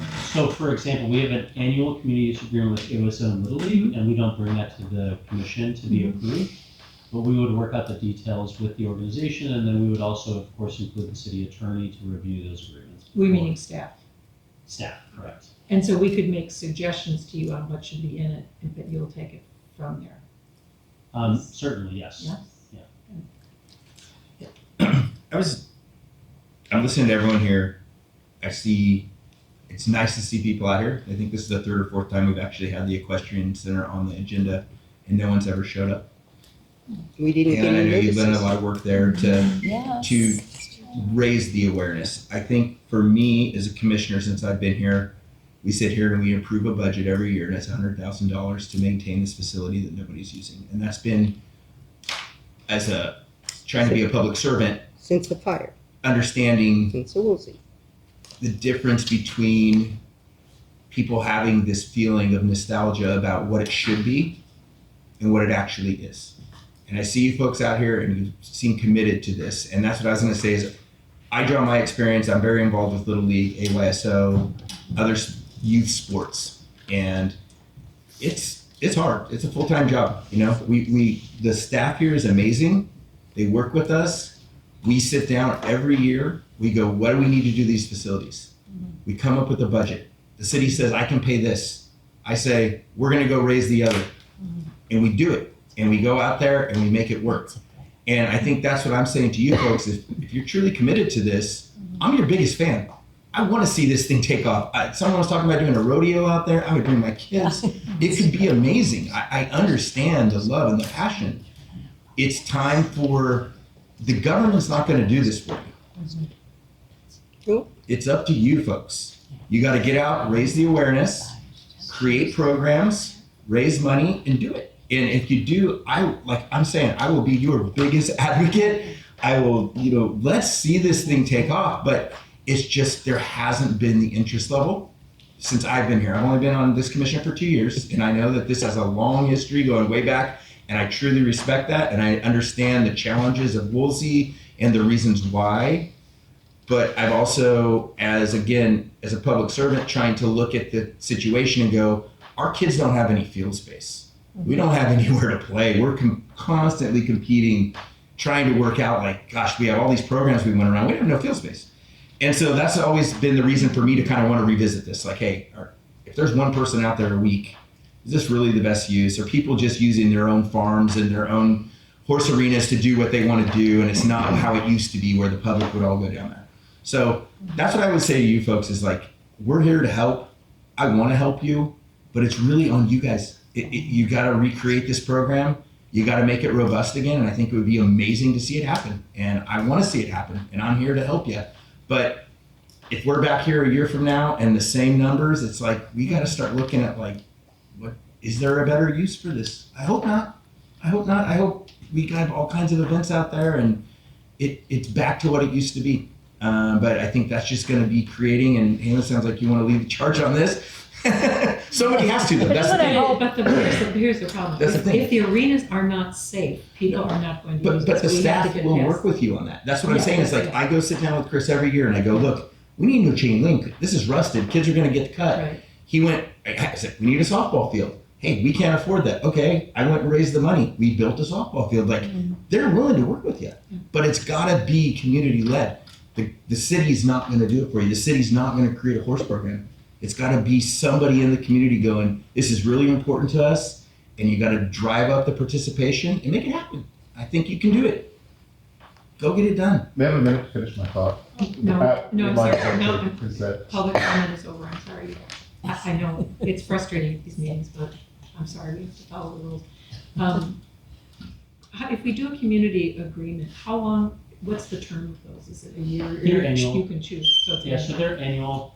And we have heard from multiple groups, but Trinkus Riders and Ropers has had the most history, investment, and also investment in time reaching out to the staff in advancing that agreement. And you've heard from a group that wants to do a pump track there? I have not heard from anyone about it. There's room next to the permanent skate No, park to this do a is pump what track. this is what I keep saying. Will you go back to the picture of the? No, but there's room next to the skate park. Can we not get off track? Yeah. I'm just saying. Well, okay. We have a lot of. I'm saying the pump track is me. That is me trying to just make another use, like have horses in the Yeah, day it's and then a discussing place what for the, you know? Yeah, because it's discussing what would you do, if you didn't do this, what would you do? Concerts there. Land, would we just Oh, allow sure. it? I mean, personally, I would like to see it be dual use. I would like it to be horses for one thing and then figure out another way to use it. And that's why I was saying the tracks could go, if we did bike tracks, it could go around the arenas and then you have two uses. I don't think I mean- it's gonna be compatible with the horses, frankly. I got a couple thoughts. I think if the city is going to endorse any park, they have to ensure that it's going to be right. The infrastructure has to be there. You know, if there are little maintenance type issues, if the Trinkus Riders and Ropers ends up with a community use agreement, and they want to be responsible for dragging the dirt or maintaining the fences or trimming the trees that are easy to trim. That'd be one thing. You know, whatever they've done in the past, that would be one thing. It would be another to ask them to dig up the foundation of the thing and put back in road base and then sand on top of that. We have to ensure that those things are right before they start. I think that it makes sense that if we haven't done any major renovations on that thing in 25 years, that it makes sense to go back and make it right, especially because we're looking at low attendance. And there is a reasonable chance, we've got a group of people here that are saying that part of the reason why it's not being used is because it's not up to standard, right? We've got a city council person telling us that she wouldn't bring her animals there because they would get hurt. I also believe that means that she would bring them there if the track was right. So I think that we gotta take a look at that, ask the city council for some cash, and get it done right. That would be my opinion. And then it's like, okay, well, it's been 5 years, and we're not being asked for $161,000 for this year, right? It looks like it's like $80,000, right? Because it's going to be $100,000 regardless, right? It's $81,000 in annual maintenance plus the extra stuff. So it's a little less than the $160,000 that we keep bringing up. No, because that's The- all no, additional. but- The but no, 166 is all the additional No, but- stuff. But if you even just did the lower and upper arena renovations, so that would be $50,000 All right. for that. All right, I don't know. To me, it seems like the way I'm doing the math, it seems like about $80,000 worth of renovations and $100,000 that we would have spent anyway. Trimming trees, maintaining the park. We spend $80,000 a year. I'm looking at a budget for $187,000. So maybe it's $100,000 extra this year. I think it's a good idea. Okay. The community use agreement, I think I'm in favor of, as long as it doesn't preclude us from having other vendors come in and teach classes. I wouldn't want to run classes through Trancas riders and ropers because we don't know that they're going to be capable of doing that. They haven't been capable of showing up to the park or getting here, before. I think that it's reasonable to hire somebody from outside to say, okay, unless that's something that they want to do, and in that case, I think they could apply and just like anybody else.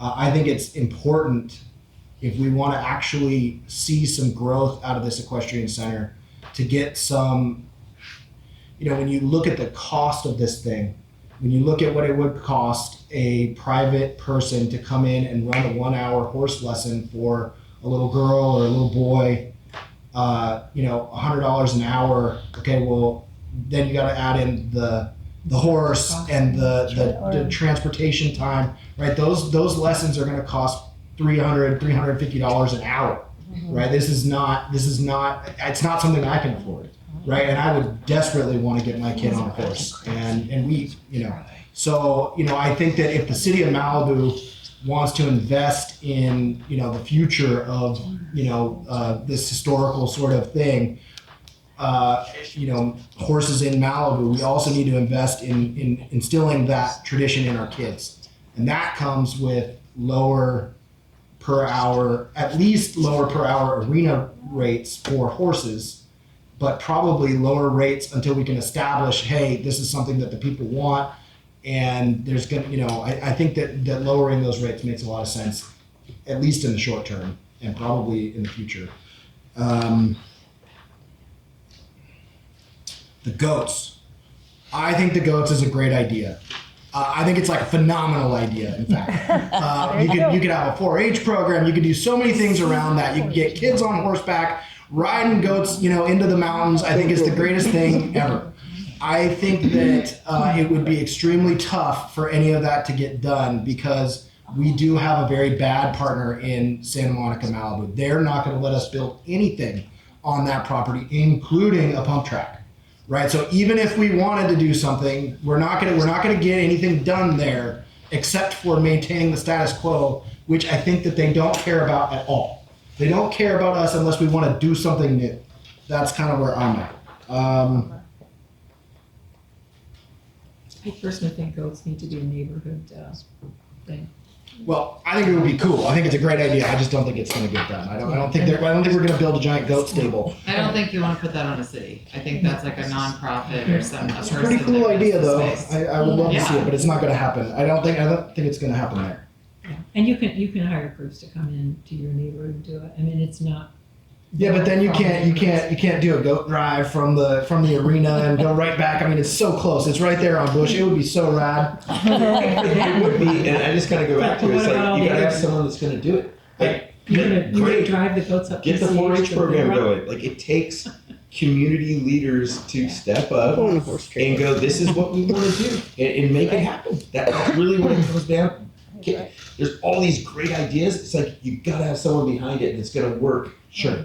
12 hours a week or whatever it is to like this organization. I think my point here is let's leave that one off of this discussion until we get this first part going better.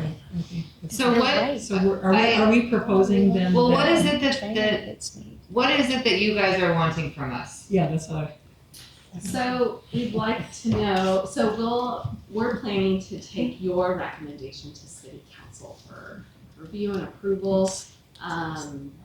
Besides like community use agreement, we could handle that in the department. So you want our approval on the pay scale?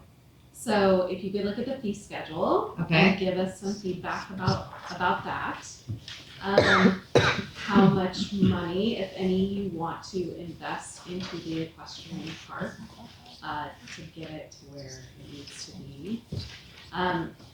For the department, if you're interested in us working with triggers and riders and ropers to have a community use agreement, that would be helpful.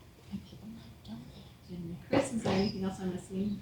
I think you covered it, yeah, so the fee schedule, the community use agreement, and if you'd like us to move forward with triggers, riders and ropers, and then what money, what your opinion is in terms of the expenditures and moving forward with that, so that we can take that report. Yeah.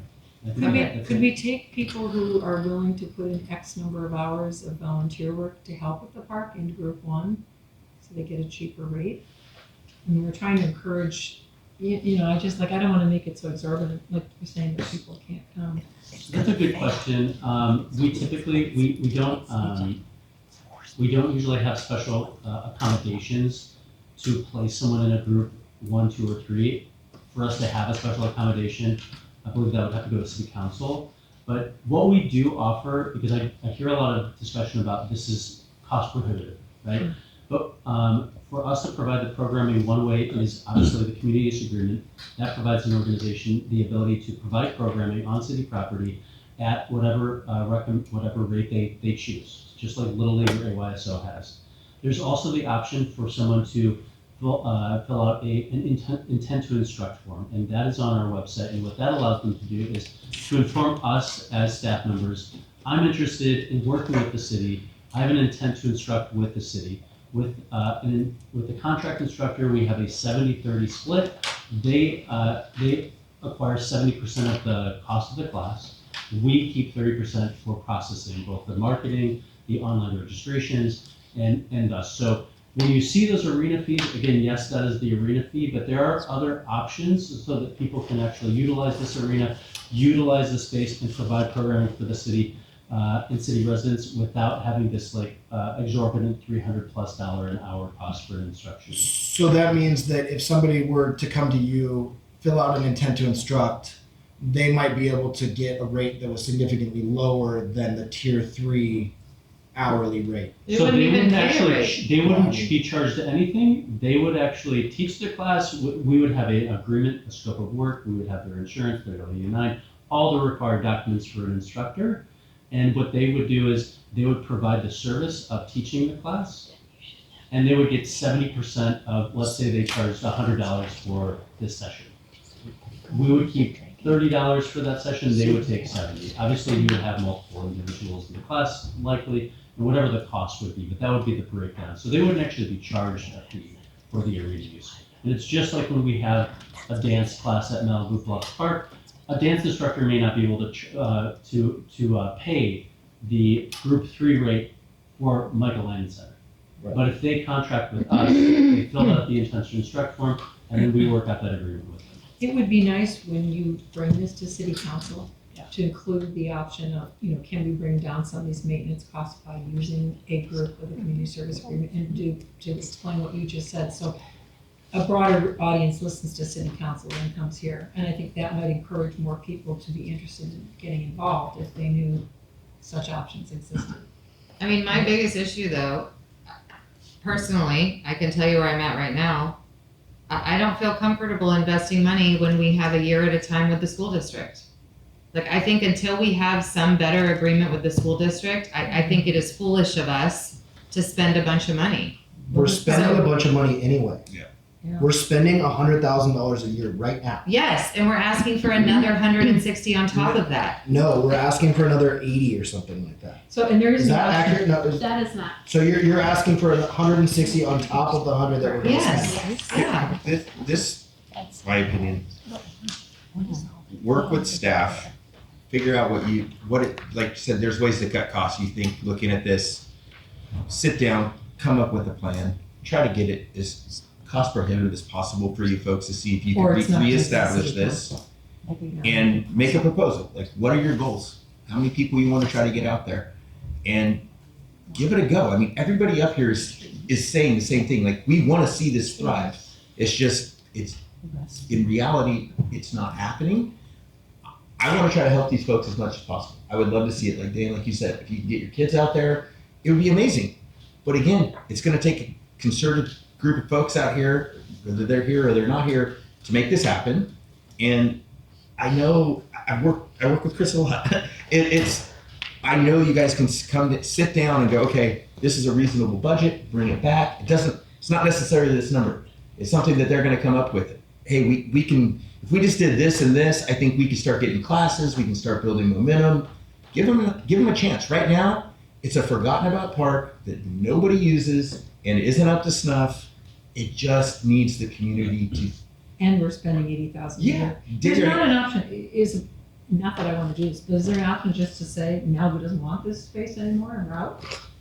That is that year-to-year, term with the school district that we could go back to. Because, I mean, to me, if we're in for the $80,000 every year, then it's stupid to spend that and no one can use it. Right. So I think we either say we're out, and I think some of these other programs. We're out, or we're putting all this in to see if people are gonna use it. Right. Or we could say we're out unless we get a longer term lease, right? Like we could play harder. We could play harder. Yeah, with this it is than hardball, Kristen. Right? Like, I don't know. I mean, I would be willing to do it for a year and see if we fix the arenas, if that would increase the use and that would bring in more money. And are there ways that we could generate more income there by doing, trying to encourage other events there, like, birthday parties or, other events we could hold there that would generate more income to Once we help have until this gets up and going. the fee schedule Yeah. set and approved by city council, we can definitely add,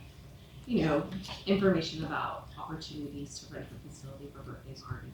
Well, I think we need to work at what we think we could offer. Make us there, right? Fridays. Because people don't know it exists and they don't know what's there. You're gonna have to Make us really Fridays. promote that on our social media. I feel like we should stop stop trying to talk people into using our parks. Like we know which ones people I use. don't think people know this park. A lot of people don't know this park exists. You think people don't. I think we should put a motion. Anyway, I have one more question for Chris. Chris, how does it work right now? Right? You don't have to rent space to go just show up with your horse, right? That's just for exclusive use. Correct. So it's just like with our fields. Sometimes we'll have a pickup soccer game that just happens because there's like some dads or moms that get together to play a game. Another analogy would be like, so for like picnic tables, if I want to have a birthday party and want to guarantee I have room for my kid and I'm not going to have anybody else there, then I would rent it. Wow. But if you want to just go and have a picnic, you're like essentially at your own risk to say like, well, maybe somebody else has a permit, but there's always other spaces at Bluffs. But in this case, we don't have a fee that's on yet, so people just come and use it when they want to. So. Georgia had some comments. Yeah, I think that it suffers from people not knowing about it and from the kids not having exposure to it. That's true. And so I would actually advocate for the first year maybe lowering the fees. I don't know about the commercial, but because that would be a pretty well organized event. But for the other two categories, because I think people just don't know about it. I think it would be great if you folks could find a teacher or go to the school and offer them something, or a parents group or the PTA. And, it's a big leap for somebody who hasn't been around horses, who doesn't own a horse, to say, I'm gonna go out and, do different things with horses and go to this event or whatever. But if you bring them, if you offer, maybe We offer community services for all the kids at school. What was that? TRR has always offered community services. Yeah. That they can work that off at our horse shows or our events. And that we got a lot of kids from that. We're not. Kids at the high school are required to do a certain amount of community service a year. So, right. so track drivers and ropers. I'm thinking more about exposure to younger kids, where, We not took the grammar school away. necessarily but where the horses are there and they get to, come up and pet Well, them. again, that would be an event that TRR, could. I think Jake brings up a good point. If you want to build it, you've got to really come up with some promotions, and I think you have to work with the city on some social media advertising, like do some videos with them and stuff like that, but it is going to be work and it's going to be on you. because people are gonna have to put their horse in a trailer and drive up there and, you know, it's not a small thing. It takes a lot of effort. Good horse people are into that. But, you know, how You do don't you? like effort, you don't have a horse. That's not Yeah. very good. But, you know, I mean, the thing is, kids, if they're not on a farm or a ranch or something, or have some special thing, they're not raised with horses anymore. And their parents need to get used to it and how wonderful this, you know, can But be for them. it's just like our monarch stuff, you know, I just think Yeah. we have to, you know, you have to have a group that promotes events where you educate people. Yeah, And and they bring them in. Wow, the monarchs are fabulous. Look at that. Or let's work with the city to show a movie about horses at Bluffs Park. I mean, there's, you know, it's PR ideas, but Well, we can't do that. It would have to be, I mean, we can help, I guess, come with some ideas, but. Well, then Chris has a lot of programs, you know, in the park, Legacy, and he takes the kids around and shows them all about plants. Now, I don't know if you're able to do that with horses at all, or if there's anything you might imagine where the city could extend some kind of, But again, I think it's Trancas realtors and. well, yeah, They have to bring their horses. and You have to bring the approve what horses. they're gonna do. We don't have the horses. Alicia, did you have them? Oh, sorry. I didn't hear it. Yeah, a couple more things, let's see, yeah, and the, kind of last thing is about the castor beans. Now, I know that's gonna come as a big shock to you folks, but I'm concerned about, you know, invasive, deadly plants. Goats? It's a joke. No, you don't want goats to eat them. Goats can't eat them? Kill them. They'll die. Nope. Yeah, no, they're horrible. And I'm wondering if there's, you know, any kind of thing where we could work with maybe a volunteer or something to come out there and get rid of those castor beans. Could we Because use they're the same, horrible. could we use the same group that we use at the other parks? We are currently exploring options for additional funding for projects like that, but also included in that project like Charmely for upkeep of trails, so it's at no cost to the city. Yeah. So that's something probably we should pursue. Okay, so do we have a proposal on the table? I guess the first thing is, do we approve the fee schedule? So I guess it's a motion to take it as it is or potentially drop the fees for the first year. I'm gonna advocate That's to what leave I'm- it as is. I think staff did a lot of research in coming up with these numbers, and if you look at the other fee schedules, it's pretty comparable. I would advocate to cut them all in half. For the first year. For the first year and then see how that goes. Yes. I would like that too. Yeah. Okay, so, all right, well, okay, we have a motion to. I propose to cut the fee schedule in half For the first year. for the first year. For the first year, yeah, I second that. You'll second, okay, all in favor? I'll say aye. Aye. Aye. No. Sorry. Four- Next year. four to Okay. one. Next year. Okay, so that's done, and I'm then sorry, just to clarify, was that for arena or special event or both? all of them. All the fees. Well, all except, the- do we want to cut the commercial one? all of them. That's what the motion said. That's what we all just voted on. Okay. There's so much time you guys have staff to do this stuff. Yeah, but it's not going to take them much time to cut it in half. You don't, I don't know. So, Clarification, the fee schedule, we're a little off, this year. It's typically adopted at the budget. So if we're talking about a year, we would talk about whenever it goes in front of council until the end of 2027. Yeah, sorry, June of 2027. A year from whenever it goes in front of council. Well, no, it wouldn't be, that's less than. So this fiscal year ends, June 2026. so you're not even gonna start renting out the facility until June of 2026? We will bring this item before the council for review, so at that time, I hope they can approve the fees for the facilities, and then we can start renting right away. So. So are you guys asking for a year from the date that it's approved on? Yes. Yeah, because that's the first year it would be in place. There is nothing right now, from now until. We also didn't get Well, a. from now until June of 2026, it would be. the So higher you're price. either approving the fees from the point council approves them until June 2026, or you're approving them from the point council approves them until June 2027. I'd say from the date they need a- council approves until June 2026. So that gives us a chance to take a look and see. That's only gonna be like 6 That's you months. can't say a motion for a year. That's like Yeah, I feel like they need a full year. Yeah. So it ends up being like 18 months if we do it. I think that's good enough. I think you have to A put a year- new motion on the table. Okay, and nobody's gonna use it anyway if the arenas aren't fixed. Yeah, I guess, that was the other question that I think I had. How long, do we have any idea of how long it might take? If council approves this to get that stuff up and running? And that even doesn't happen until the budget, so that can't happen until June, or? No, we can ask council to allocate money for these projects. We would probably go at mid-year, so that's January, February.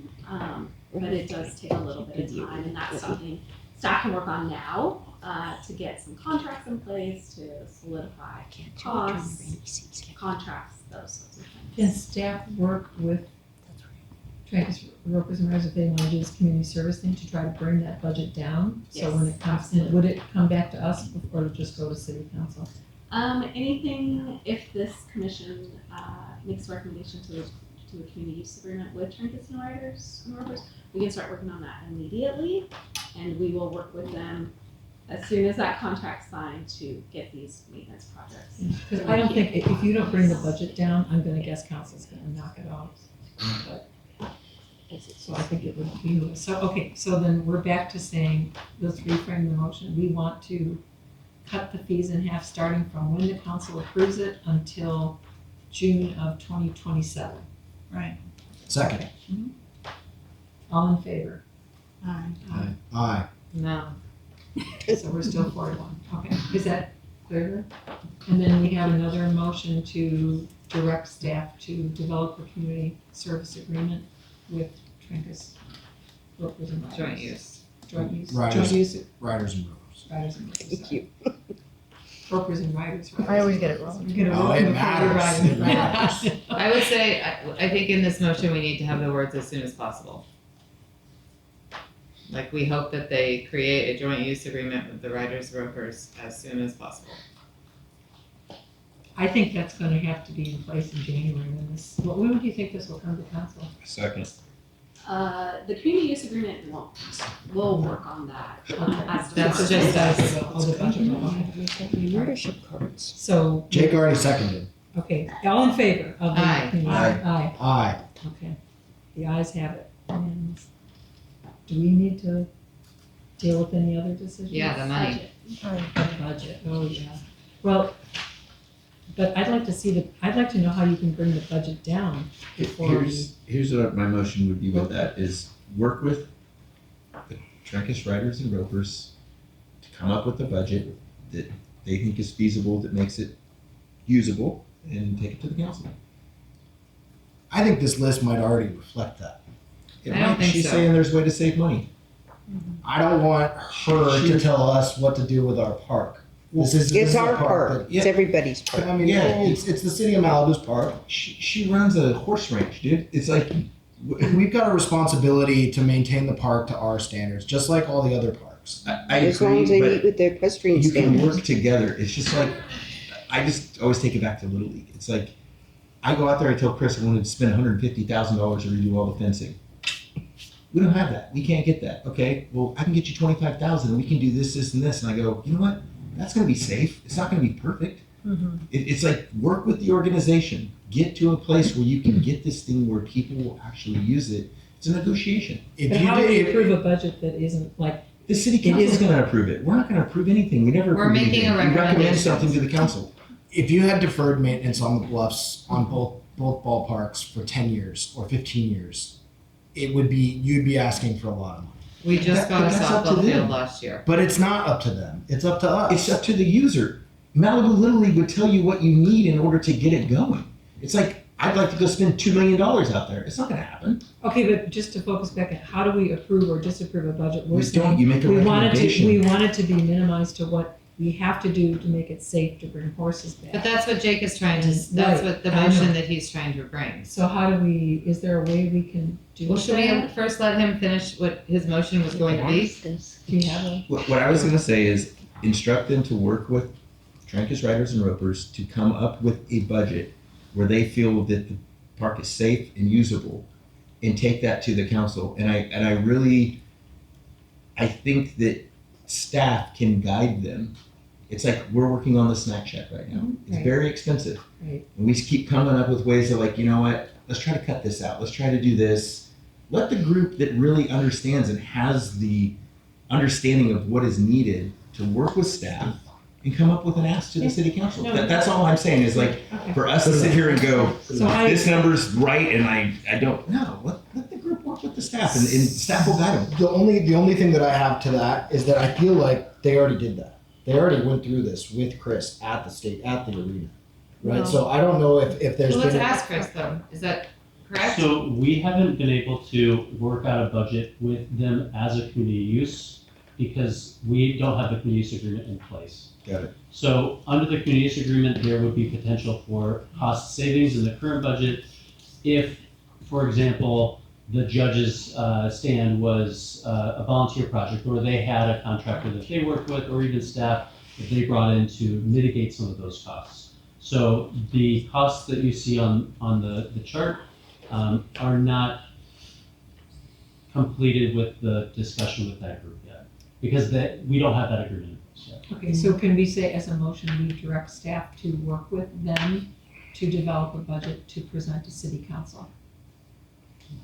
Or do you guys bring it back to us and then go to council? That's for the commission to decide. Yeah, do you want to see it Do back? you want to see it here, or, I don't need to see it. or is the motion to work with them, and then we'll come up with something feasible? I think we're saying let the people who know the most decide what's in and out of the budget, just like we had the subcommittee with you two guys to work on the snack shack, because I'm like, We don't You're bring out like there our every budget week, for you know. Little League to this commission. We don't, it's just, I think you let the group work with staff and go to the council and see if they'll support it. right, and if the council can't, then they can't, so you're gonna have, take your motivation out there. Yeah, I guess my only Okay. question was sometimes, and maybe I'm wrong, but sometimes I feel like the council looks at stuff in a different way, having known that we have already approved it. And then it's just going to them to recommend it. So that's all I was trying to ask staff in terms of like, I think that's a good idea. right? Like I don't know. Sometimes I get frustrated with the council because I feel like we make a recommendation and then they don't listen. So it's obviously it depends on the situation. I think we would all need to talk with our council members, I think, individually, and Yes, let them but- know what we're up to. I'm not disagreeing with you, but what I'm trying to say is if they're gonna work with the Ropers and Riders on this budget, right? And then they're gonna go straight to the council with it, none of us will know what is on that budget, like monetarily, like what is it that we are at, that's all. So I'm fine either way, it was more of a question to staff of if there was a preference or. Can we ask staff just like not for, I don't know, just for informational? Yeah, like in staff updates, can you tell us, right? So that we will know. But as a commission, you can't make changes, right? Right.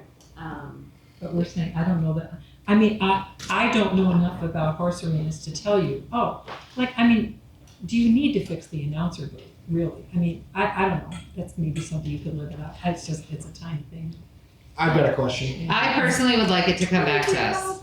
As the fact, because we only have the SMMUSD thing for a year, only a year at a time, that's why I personally would prefer them to speak and then for it to come back to us. But I will also go with whatever you guys collectively as a commission want to do. If we wanted to build new, like, those scoring booths behind Malibu Little League, right? If Jake was like, oh, we'll handle it, right? We're working on it. Right, we're working on it right now.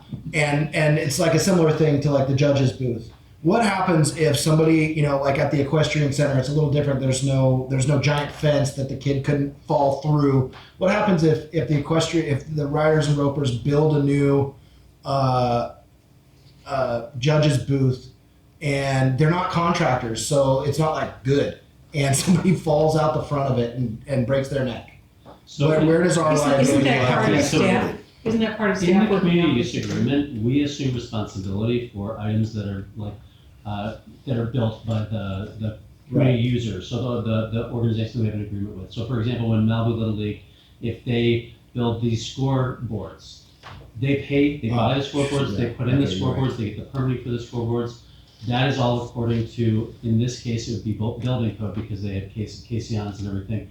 But then that was, the risk was assumed by the city because we then own it upon completion of the agreement. So regardless of if we say, okay, well, you guys can handle it, we're not like No, they throwing can't Bonnie just do Decker it. up there with a hammer and some nails and saying, go build this. I have contractors that'll help me. Inspected, Not the chaos it's gotta go exclusions, through the full, like, Yeah. Okay. I've been here a while. Okay. Just a reminder, we do have a motion on the table still.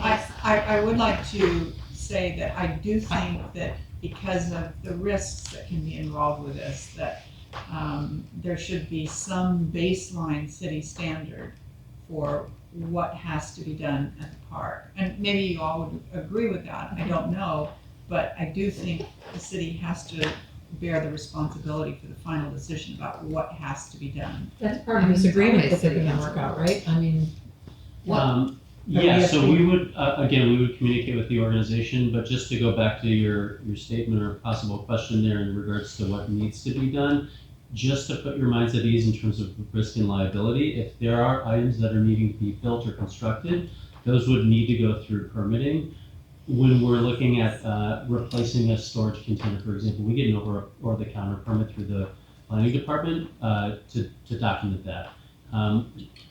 In regards to the store sheds that are being reviewed for demolition and reconstruction or replacement, we would actually get a demolition permit for that. So all things would be reviewed to be compliant with building and different codes. with the arena service, I mean, are there building codes for the arena service? No, So- that we would review with planning, but whatever would be needed would be reviewed and then follow through with according to what they So how do we know that we've made it safe for the horses? We would be working with a professional arena remodeler or renovator to make sure that it's up to standard. I don't know, and so then I'm just feeling like, well, I guess the motion that's on the table. Yeah, I was just gonna say, remind me Brittany, is can what? you reread the I'm motion? not sure what you heard as a motion, so. The motion was to direct staff to work with trinkets, riders, and ropers to create a budget for the equestrian park for city council consideration. The question I'm was, still are you okay with reading it that. back to the commission?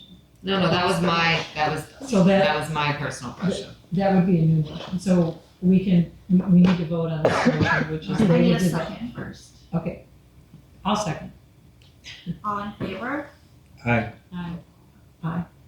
Okay, so I just wanna come and ask That a means it question. won't come back. So everybody's okay with it not coming back? I think it should come back, by the way. What could come back as staff up, you just wanna know about it, or you wanna modify it?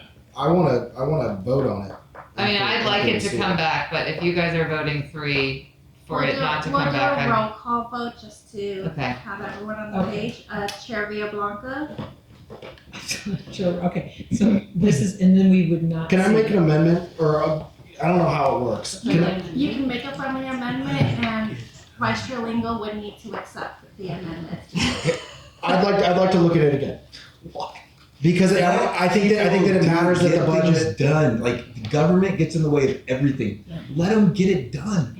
It's gonna go to the city yes, council but I don't either want way. the city spending $160,000. Okay, what? I just Like, wouldn't you, like, Little League doesn't get $160,000 to go and do whatever we want with. You guys fundraise and you get it, right? And then the city, so that's what I think my issue is. So then. Is I just wanna know what is it that they're gonna be ultimately asking the city first, what is it that they're contributing? That's what I personally wanna know. But then it sounds like you wanna set a limit, like develop a budget that is no more than.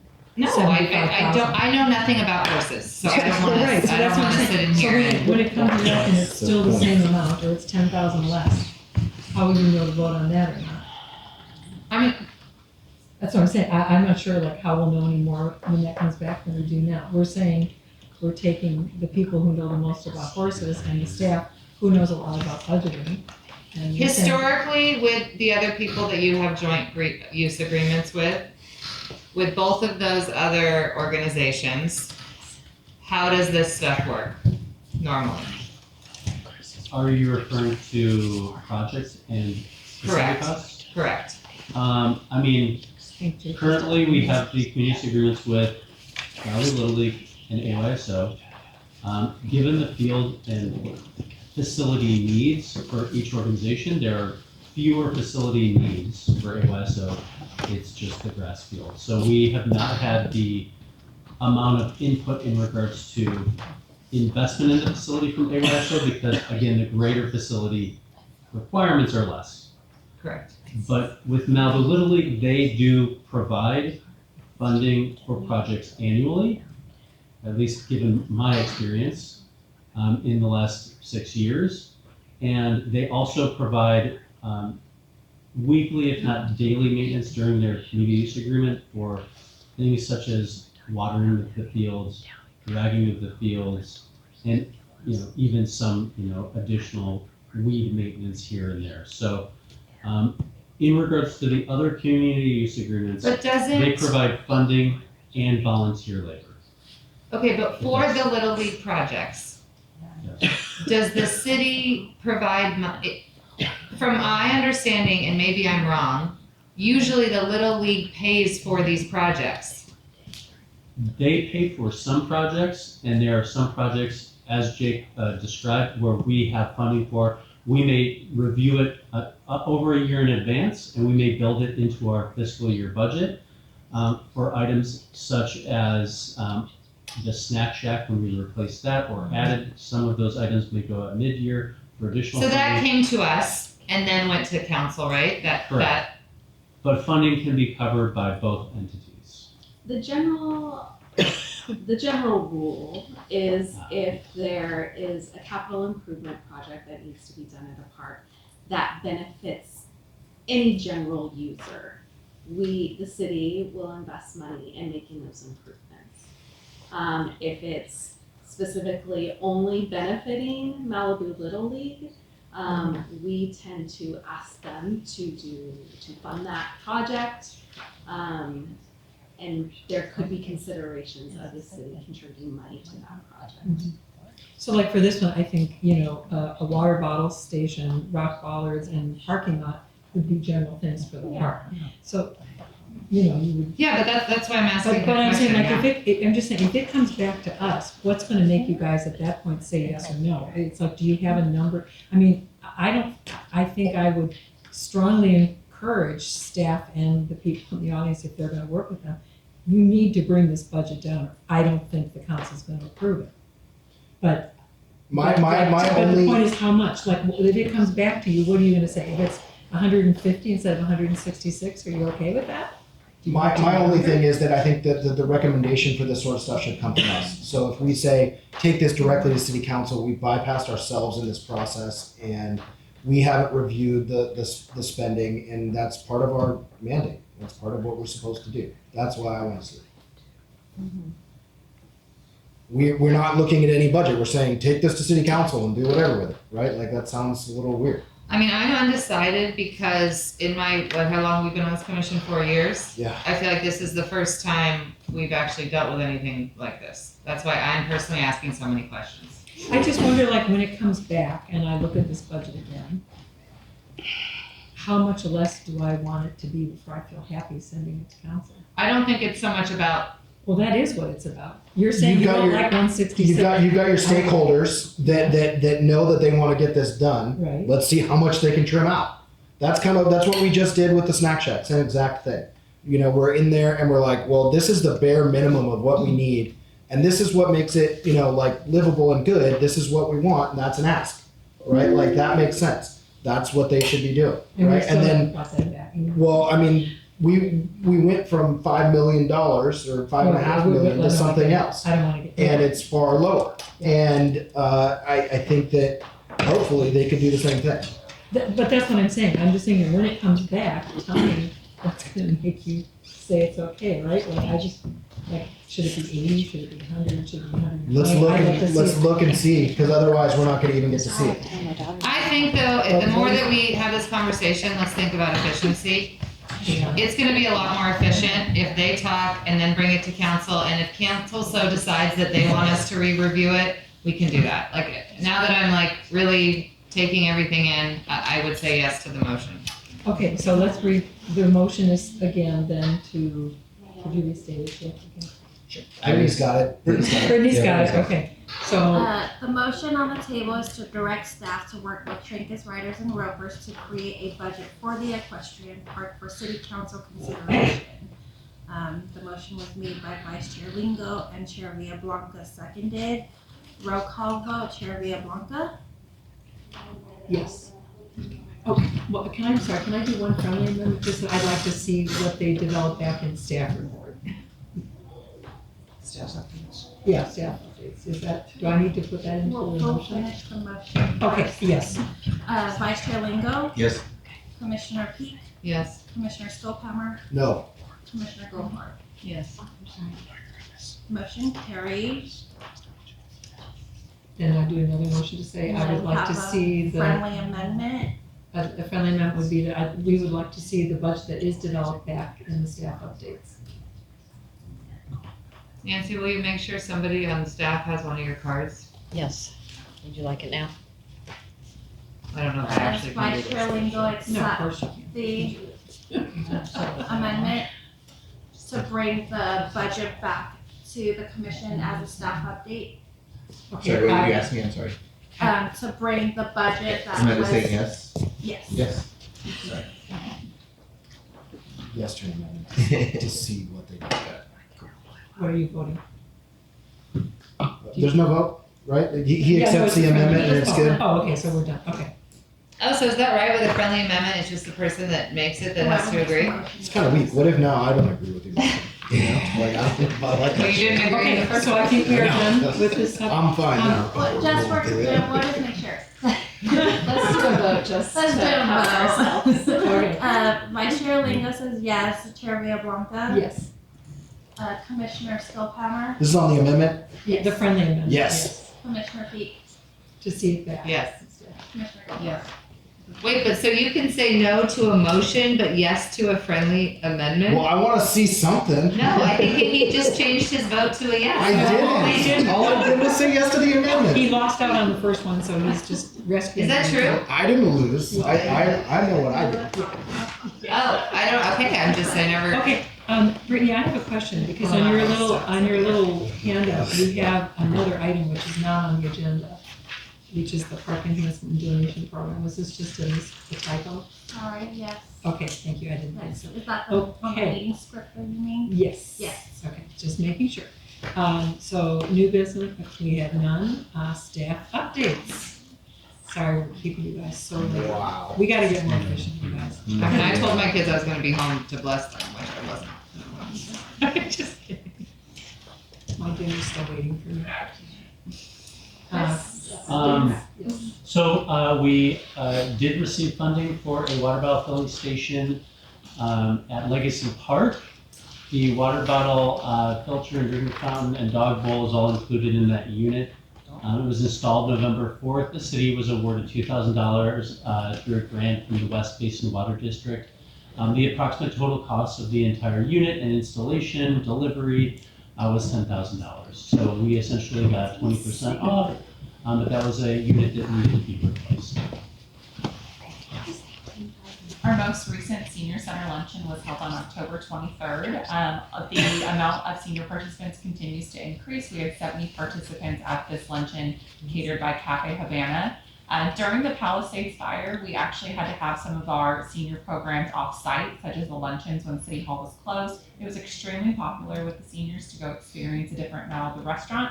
So our luncheon this Thursday will actually take place at Christie's Malibu at Trinkus Country Mart. So 4 times a year, we will take the senior center luncheon to an off-site restaurant. Awesome.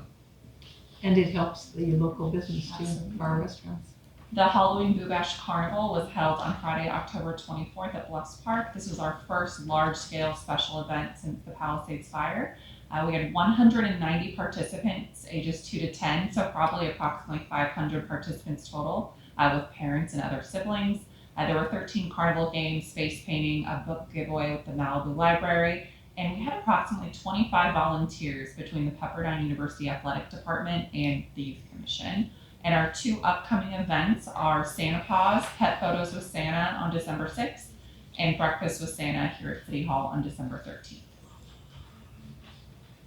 The recreation guide for winter 2026 will be in your mailboxes next week.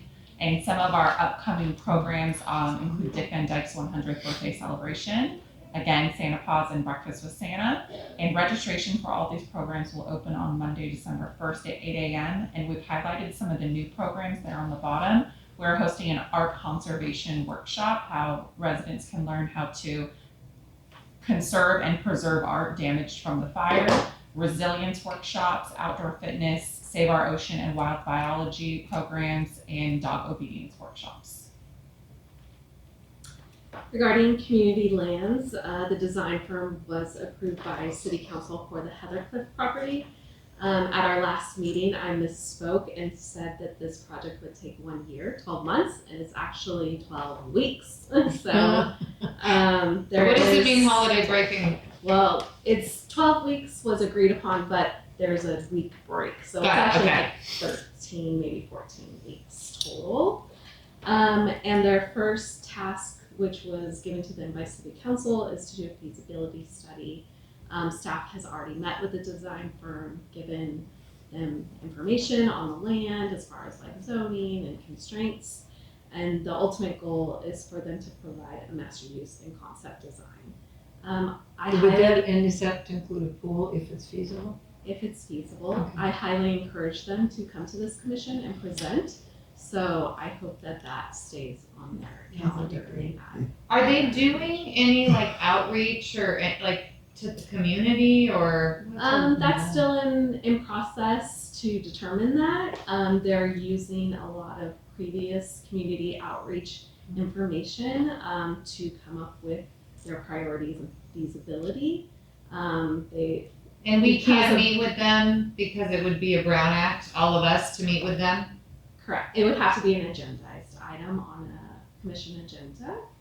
Can we make that happen? Can we do that? I can push for it, but because the timeline is so narrow, they're trying to get as much done as possible in a short And it's period of not, time. it's not fixed in stone, whatever. I mean, Yeah. to be honest, like, I have to say, there's been a lot of input about this. If you have a specific plan, then you can react to that, and you can say, you know, add 50 meters, 40 meter pool, or you can say add this or that. You know what I'm saying? You have something, instead of all these vague, like we could build a Ferris wheel on the train and all this Yes, stuff. but It gives I you think that something we're to all do. Parks and Rec commissioners and that they should They want to did. talk to us. So as a commission, right, you all said you wanted a multi-generational center with a swimming pool. So that moved forward. And so as a commission, you decided that. And so that's part of what they'll focus on, in addition to whatever outreach was done by the Tri-Smith consultants who did a survey and did community meetings and did outreach. And so all of that information is in a way done. So they'll So it would make no sense to have them at our January meeting? I think we need to let them move. We want to get moving on this. I think we need to let it go forward. I would like to see it actually. But you will see it when they're done.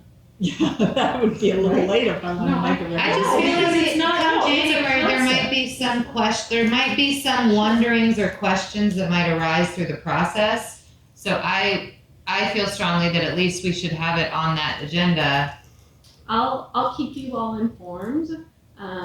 This is a very, like I said, it's a very expedited timeline. Which is great. What is the plan once this concept is developed? It would just go straight to city council? Is that what we're talking about? So we do have an ad hoc committee from council, so that's Mayor Riggins and Councilmember Conrad. They will be involved in the process through the whole 12 weeks. But it won't come back to us first. That's to be determined. So we're still working on our full schedule of what this 12 weeks looks like. And they didn't want any of us on that ad hoc, it's just the two of them? It's a council. It's a council. Oh, got it. Okay. So I'll keep It you sounds like updated. if we want to have any input, we talk to our counselors about it. Yeah, or just Sounds talk to either one of those two. Yeah. So, yeah. And just last update, just a reminder, our December meeting is on site at Malibu Bluffs Park on December 9th at 3:30. We are canceling our December regular meeting and putting this in place. We will discuss the snack shack playgrounds as well, and then just fire damage replacements like the workout station, kind of like what you envision there, or just give me ideas and we can kind of We'll get a little skate park tour too. I was gonna say, yeah, we can have a skate park tour. Where are we Sweet. meeting specifically at the? We'll meet at the snack shack area, Okay. so between the baseball fields. Jake, we both coach on Tuesdays. Okay, so we're done with that. Do we have further commissioner reports and comments? I'll make it quick. Thank you, staff, for everything you guys do. I really appreciate it. You're always super responsive and trying to do the best you can to help us manage the field space and everything, and I just really appreciate it. Alicia, great job with AYSO this year. I know taking that on was a huge role, but having someone from the community actually running the program really, I feel like, enhanced it. You made decisions that were right for our community that weren't always maybe make sense to other people or what have you. And we're unique and different. And so I just want to say kudos to you. I think you've done a great job.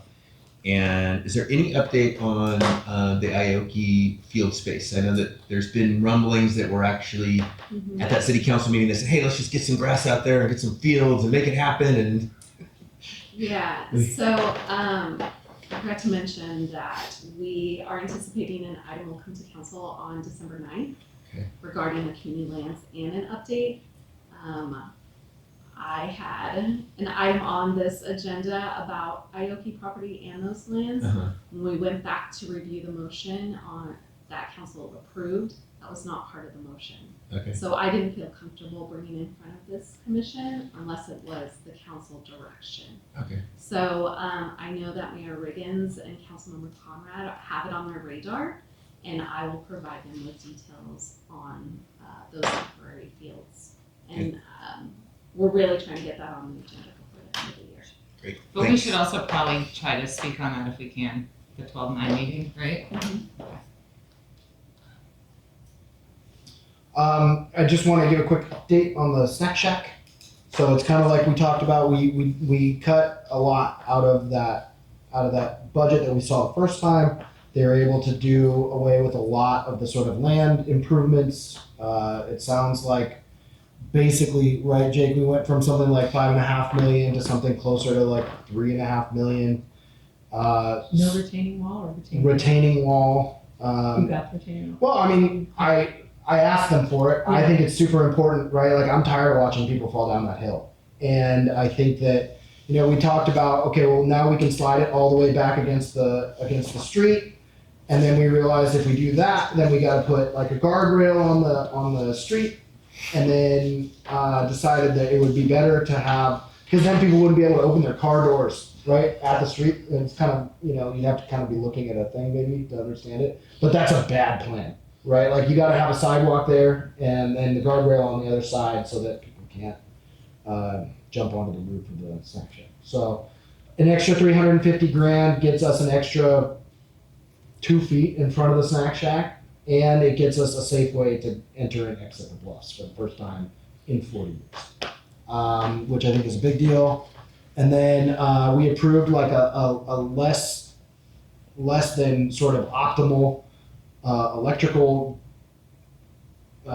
grid. We're gonna have enough to run the bare minimum, it sounds like, of stuff in the snack shack. And we will do just fine, I think, with what we can get.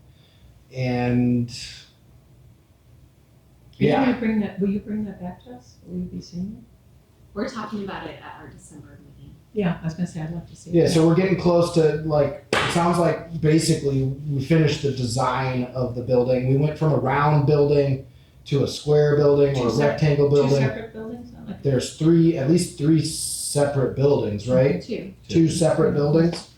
But they wanted to put the snack shack in the round. Yeah, which and it's wastes like, a lot of space, come on. yeah. It's always a lot of space. We're not down for that. So, and it's like they couldn't convince me that it was going to look that much better. I Not don't to know. speak of the leak problems. Whatever, yeah. Just when they had the diagram of all the stuff trying to fit into the round room, and it's like every time there was all this wasted space, it's just like, that's enough. We can't do that. We can't have that. That's all I got.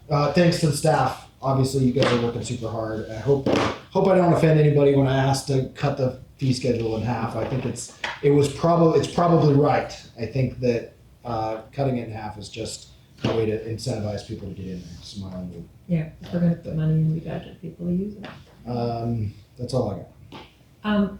Okay, I guess it would have to be a future agenda item. I know with this dog park at Las Flores, because Oh, yeah. we were on the commission before when we went through this, and the major part of the park, it's like there's just no way to do it because it's, the creek and everything, and you can't be close to it.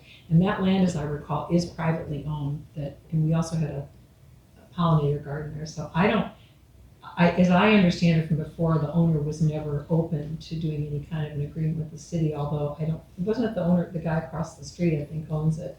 And I don't think plans to do anything with it, but doesn't want anything there. Not to get into Yeah, the so discussion.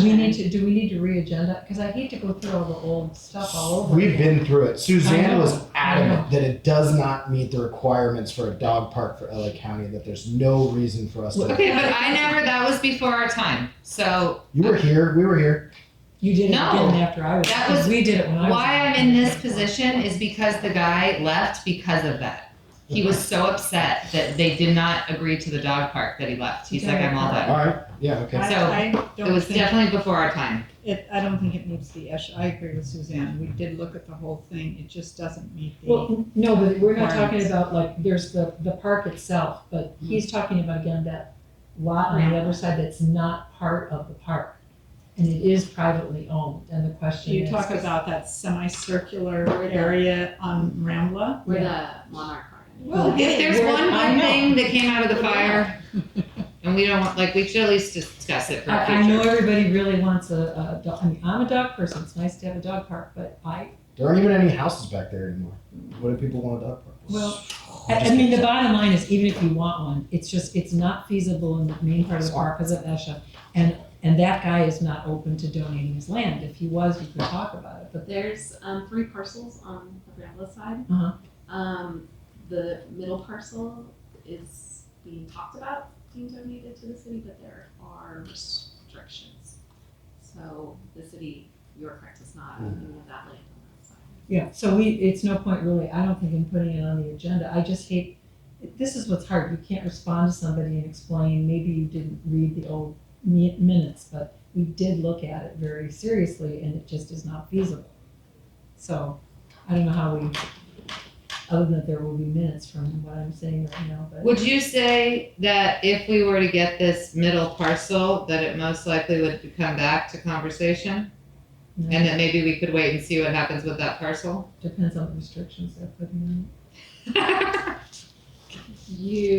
If we got that middle, How big is the middle? I hesitate to Yeah, that's fine.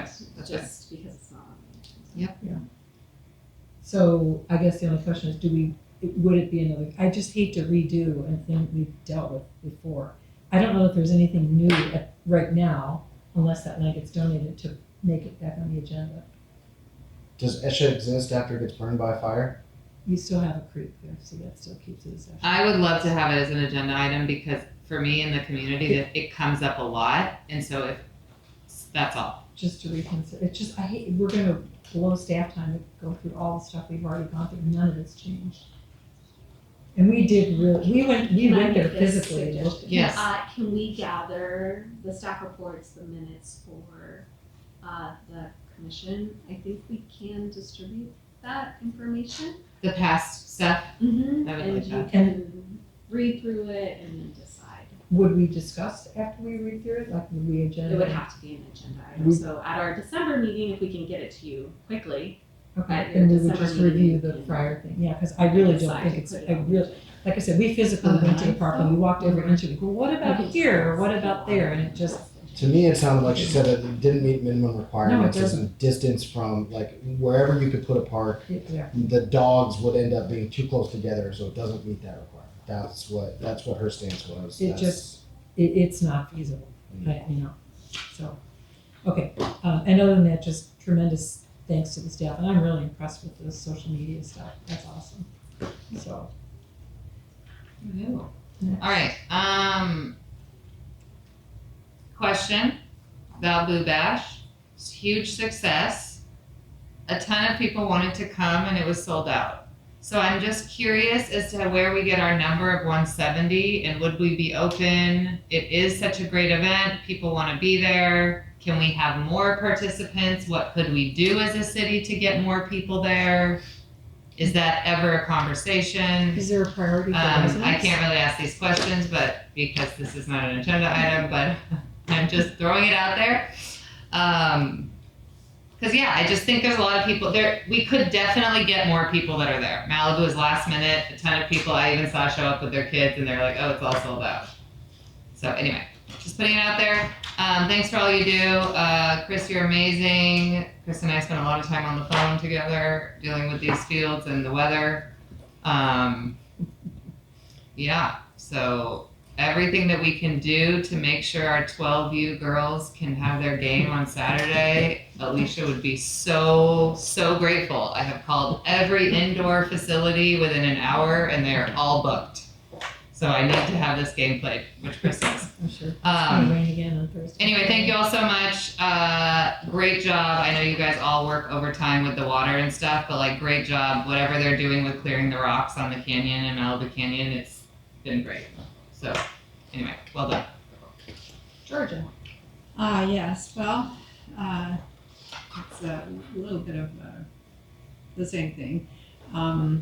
I would really like to see the city actually develop a policy by which they would have to remove all invasive plants. I really feel like, you know, a lot of money is being spent on a lot of different things, and the city supports that, but people really support, you know, the parks, and they would like to see them look better. And I personally feel like it's critical that the city does modeling for, in part, you know, habitat preservation, because we are a very high biodiversity level, which is decreasing every time the habitat is taken away, but also for fire safety, so people really understand what needs to be done. And I think as they see what the city is doing, and do a little sign, you know, here and there, that they will recognize more what needs to be done on their own land and understand the process of wildfire and wildfire protection better. Here's the problem with Georgia. We haven't even, like, I sat on all those phone calls about our pesticide management, and that's supposed to go citywide, and there's supposed to be, one of the requirements of that getting passed was education, and there's just not the bandwidth to do that. And we still don't have an environmental sustainability commission for the city, which just infuriates me. I mean, for 150, you know, it would be a budget neutral thing, but you know, you can spend 150,000 on the equestrian park. I mean, I love that too, but anyway, there's just like a funky overlap that Parks and Rec is kind of sort of the keeper of the environment, but we're not outside of the parks. That's really our limit. All we can do is model within our parks. But all I'm saying is, I don't think you're going to get the city to, I would love to do what you're saying, but we can't even get the city to do what they've been mandated to do. So I don't. It is about wildfire safety though. I know, but you know, but again, within the parks, we can do that. If it's on It's not people- something our commission Yeah, can do. exactly. We can't mandate that beyond that. Get your neighborhood to do a Firewise community. Or ask the community brigade to come in and take a look at all the houses. Well, that you can, the city can come and do that. They'll do it Anything for else? free. So the I community. make a motion to adjourn. Second. Yes. Sorry to keep you guys for so On late. our 3:30 meeting, what time do we imagine being done at? Like, it's dark at 5, so is that kind of what we're thinking? Yeah. Okay. Just send you a remind that I remind myself of the ups. Sorry I was late. I got this lady's number. I don't know if I have